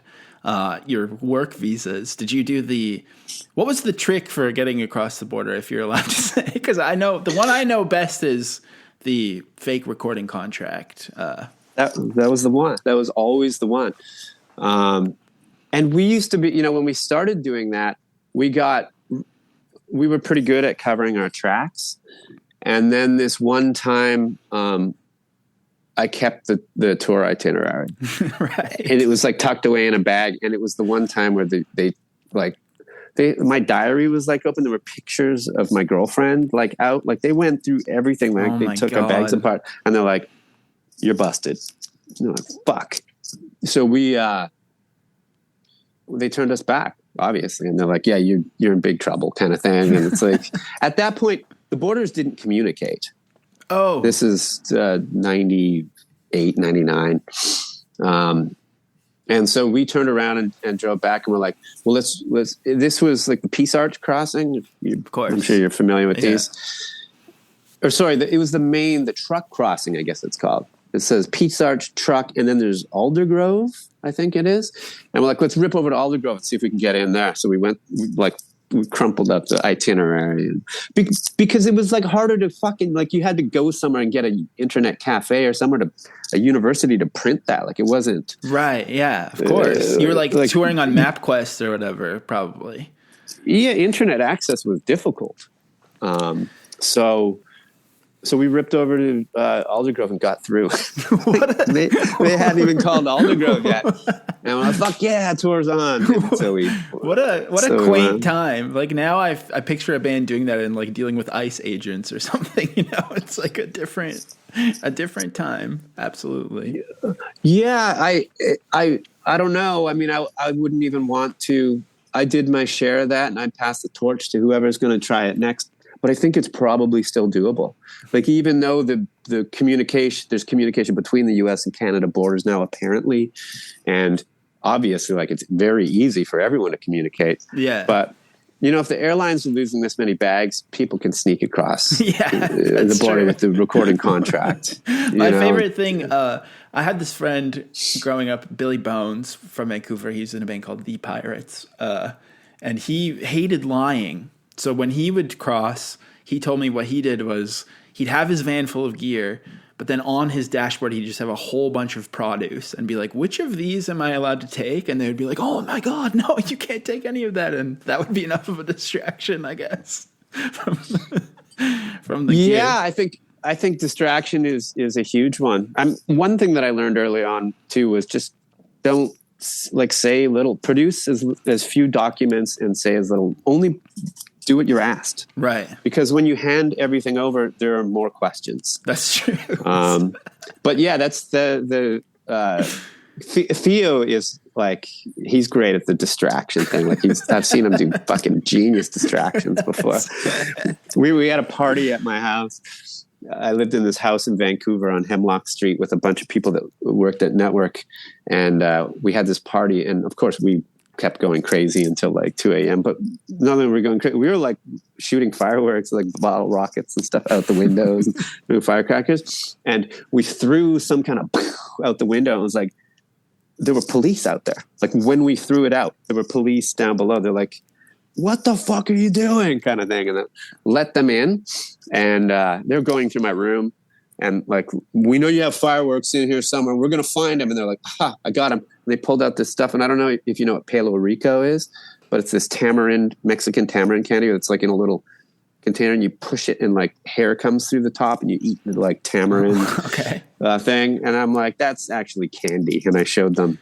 And they tore my room apart. Like, they didn't like break anything, but they like went through boxes of CDs and went like into my closet and into my drawers and everywhere. And after about an hour, like, we were kind of being annoying. So they just left. Like, they didn't really have anything to arrest us for or anything. There was no proof, and they left.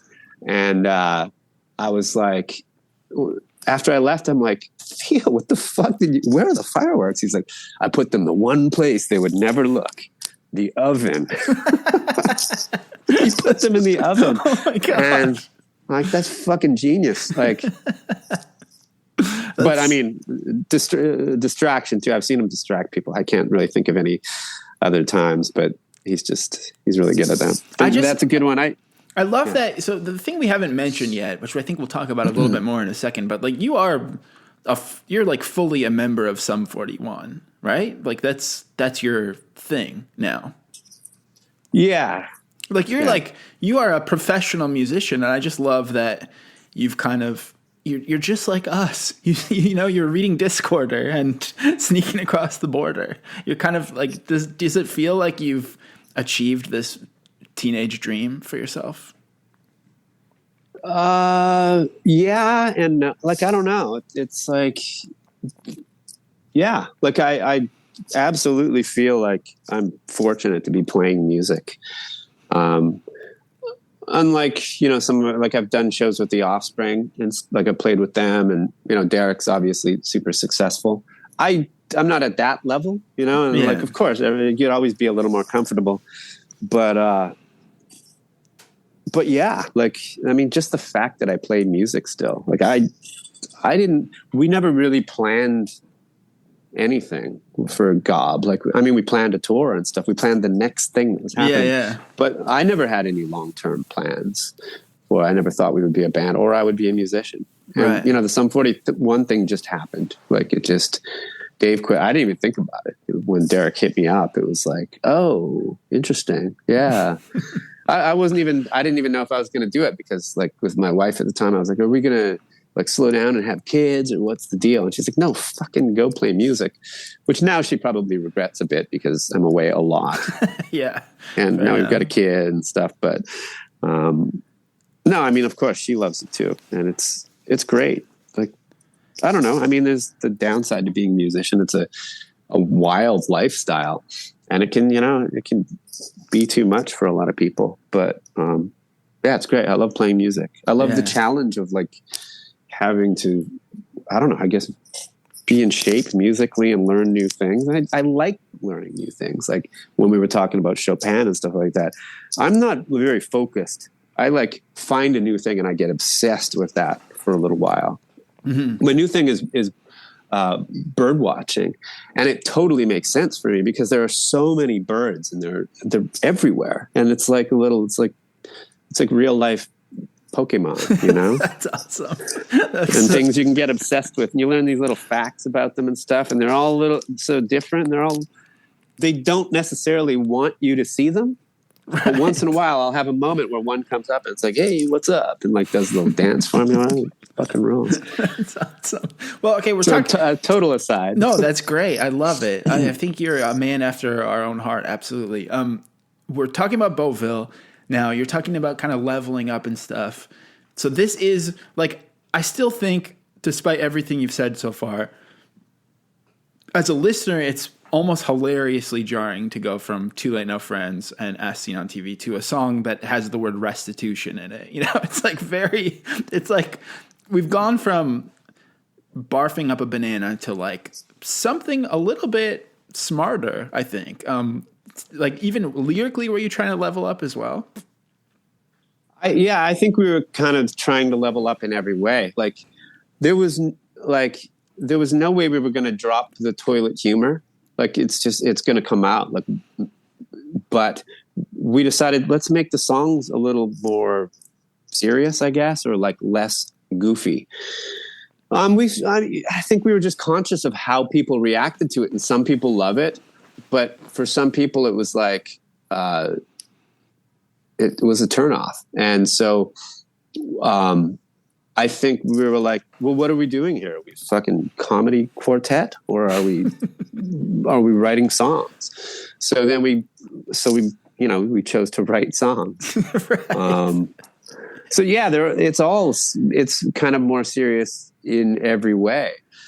But we were playing with a lot of different bands, and one of the bands that we really liked and played with a bunch in our hometown was this hardcore band called Strain, and the recording sounded awesome. They were so powerful, and that's sort of what we wanted. We're like, we want the melodies, but we want to be as hard hitting as these hardcore bands, and then we want some of this kind of indie kind of guitar in there too. So we're like, let's take it all and put it together, but we have to get good at it. So then we worked at it and tightened up. But the guy that recorded Strain was this guy Blair Kalababa. And we knew we were recording with him for sure. But that's another conscious decision was, when we heard Strain, we're like, they've got these slow rhythms and we don't have that. So there's these powerful chugging things. And we're like, let's put a few of those in our songs. And even though How Far Shall It Take You got faster than Too Late No Friends, there were slower moments too where we were kind of restrained. And even though it's like 200 beats per minute, halftime or whatever, we had grooves to the songs finally. Totally. I mean, this song in particular, like, it was hard to pick because this was a big one for me. I remember getting it at HMV, I think in Langley actually, at Willowbrook. Shout out Willowbrook Mall. But the Dog's Ear. Did you ever hang out with the Dog's Ear in Langley? Yeah, the Dog's Ear. That's where you made your own custom T-shirts. Yeah. My wife worked there for a summer. That's awesome. I think we might have gone, like we would frequent the mall. Like I think we would poster the mall too. And I remember the Dog's Ear was around for a while. I remember when I was a little kid, they had that Dog's Ear. We would go in. That's amazing. And there used to be like a cheap theater shirt right there too. That was pretty sick. There was like right across from Willowbrook. But anyways, I don't know why I'm talking about that. What I'm trying to say is this song in particular, there's something about the interplay of the chord progression and the lead and everything that it is more than just a mere polka beat oompa punk song. I mean, there's something going on with the interplay, and I'm curious, did you guys just jam, or did you come up with riffs and piece them together, or what was the launch point for that? Everything was written. Like we wrote these things at home. Like especially something like that where all of the nuances are these like very subtle things. Mm-hmm. Like I couldn't tell you what, like that riff isn't really like a riff. Like it's not like staying on those chords. It's sort of pedaling around one of those chords. And I don't know if it's pedaling around F sharp or E, or I guess it would be the flat of that, because we're tuned down. But yeah, it was very precise, little tiny nuances that made up those little parts. And it took a while for us to get tight with that. And sometimes it's like the chords are just power chords, and sometimes they're sort of minor or major seventh chords where I don't know. That was all part of sort of the growth of like making it more serious, but not just to be serious. Like there were goofy songs. The last goofy song, I guess, would have been the License from a Cereal Box. Right. Yeah. Yeah. And like Theo's got some, like his songs are all over the place because he's got What to Do.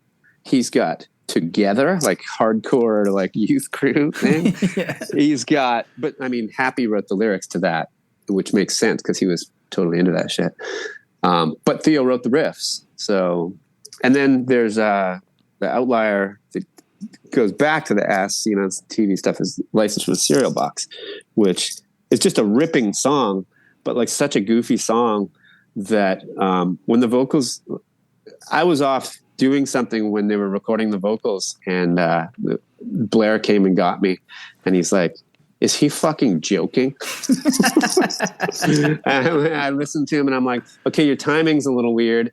But like, so I sang a guide vocal for Theo because it was so fast that he was having trouble doing his, like, whatever he was doing. Right. And then he sang, I'm like, yeah, that's it. Just do like, maybe get it tighter. And Blair's just shaking his head because he just did not, a lot of people don't get those dumb jokes. Like we would run with it. And, but it was even like situations like that was making it clear, like people don't necessarily get the joke.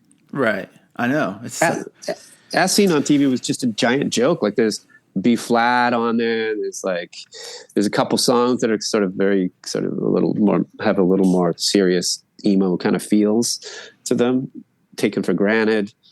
But then there's half an hour of prank phone calls. Yeah. And there's Theo's songs are great. They're just so goofy on that record.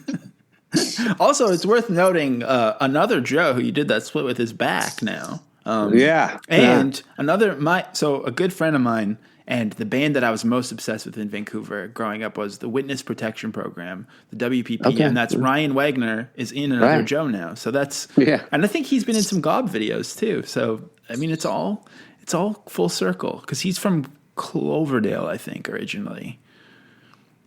Yeah, I forget, but he had a few bands. He had Target. He had early on, he had like a bunch. Like there's one called Footprints or something like that. Like they Bloom, I think, was another one as well. That But I mean, I wasn't old enough for that. But the Witness Protection Program, that was my shit when I was going to hall shows. In fact, I saw them at the Langley Civic Center, and Ryan pushed his amp through the window during the first note of the first song, and the whole show was canceled. So. Wow. Yeah. Ryan's awesome. That's great that they're back doing the shit. I've spoken to John a little bit, like he bounced some songs off me and stuff, and that's cool. But it's crazy for them to come back after 20 years and not doing it. It's like, hey, we're back. I know, it's cool. But a lot of bands are doing that. Like, and people have kids and they get a job and they work forever. I guess I don't know. But did Gob ever stop, or you still kind of bounce ideas? Like you guys should have done a big dramatic breakup. I think probably. Yeah, you're right. We should have, but we just don't really. We don't really think about our communication isn't like we scatter and our communication is spotty. So there's no planning to anything. I wouldn't say that we never had we never really stopped or broke up, but it definitely after Foot and Mouth and like those 5 years of like constant touring, everyone slowed down a little bit.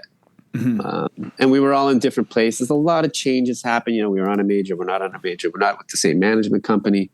There were a lot of changes. I was in New York. Right at that time, I moved to New York. So it took a while to get the next record going. Like we actually started working on Muertos Vivos right away, and had some of those songs right away. Like "Wake Up" was one of the first songs I demoed in my girlfriend's apartment in New York. Like I'm just doing these demos screaming in this apartment with like communal bathrooms and kitchens. It's a wild time. Oh man! But right. Yeah, we never really broke up or had any actual breaks. We just, you know, slowed down. Have some of us had kids, and like we were all in different places in life and doing different things and going through shit. So amazing. All right. Well, we've got one episode left of Gobruary round 2, so we'll see you next week. Yeah, awesome.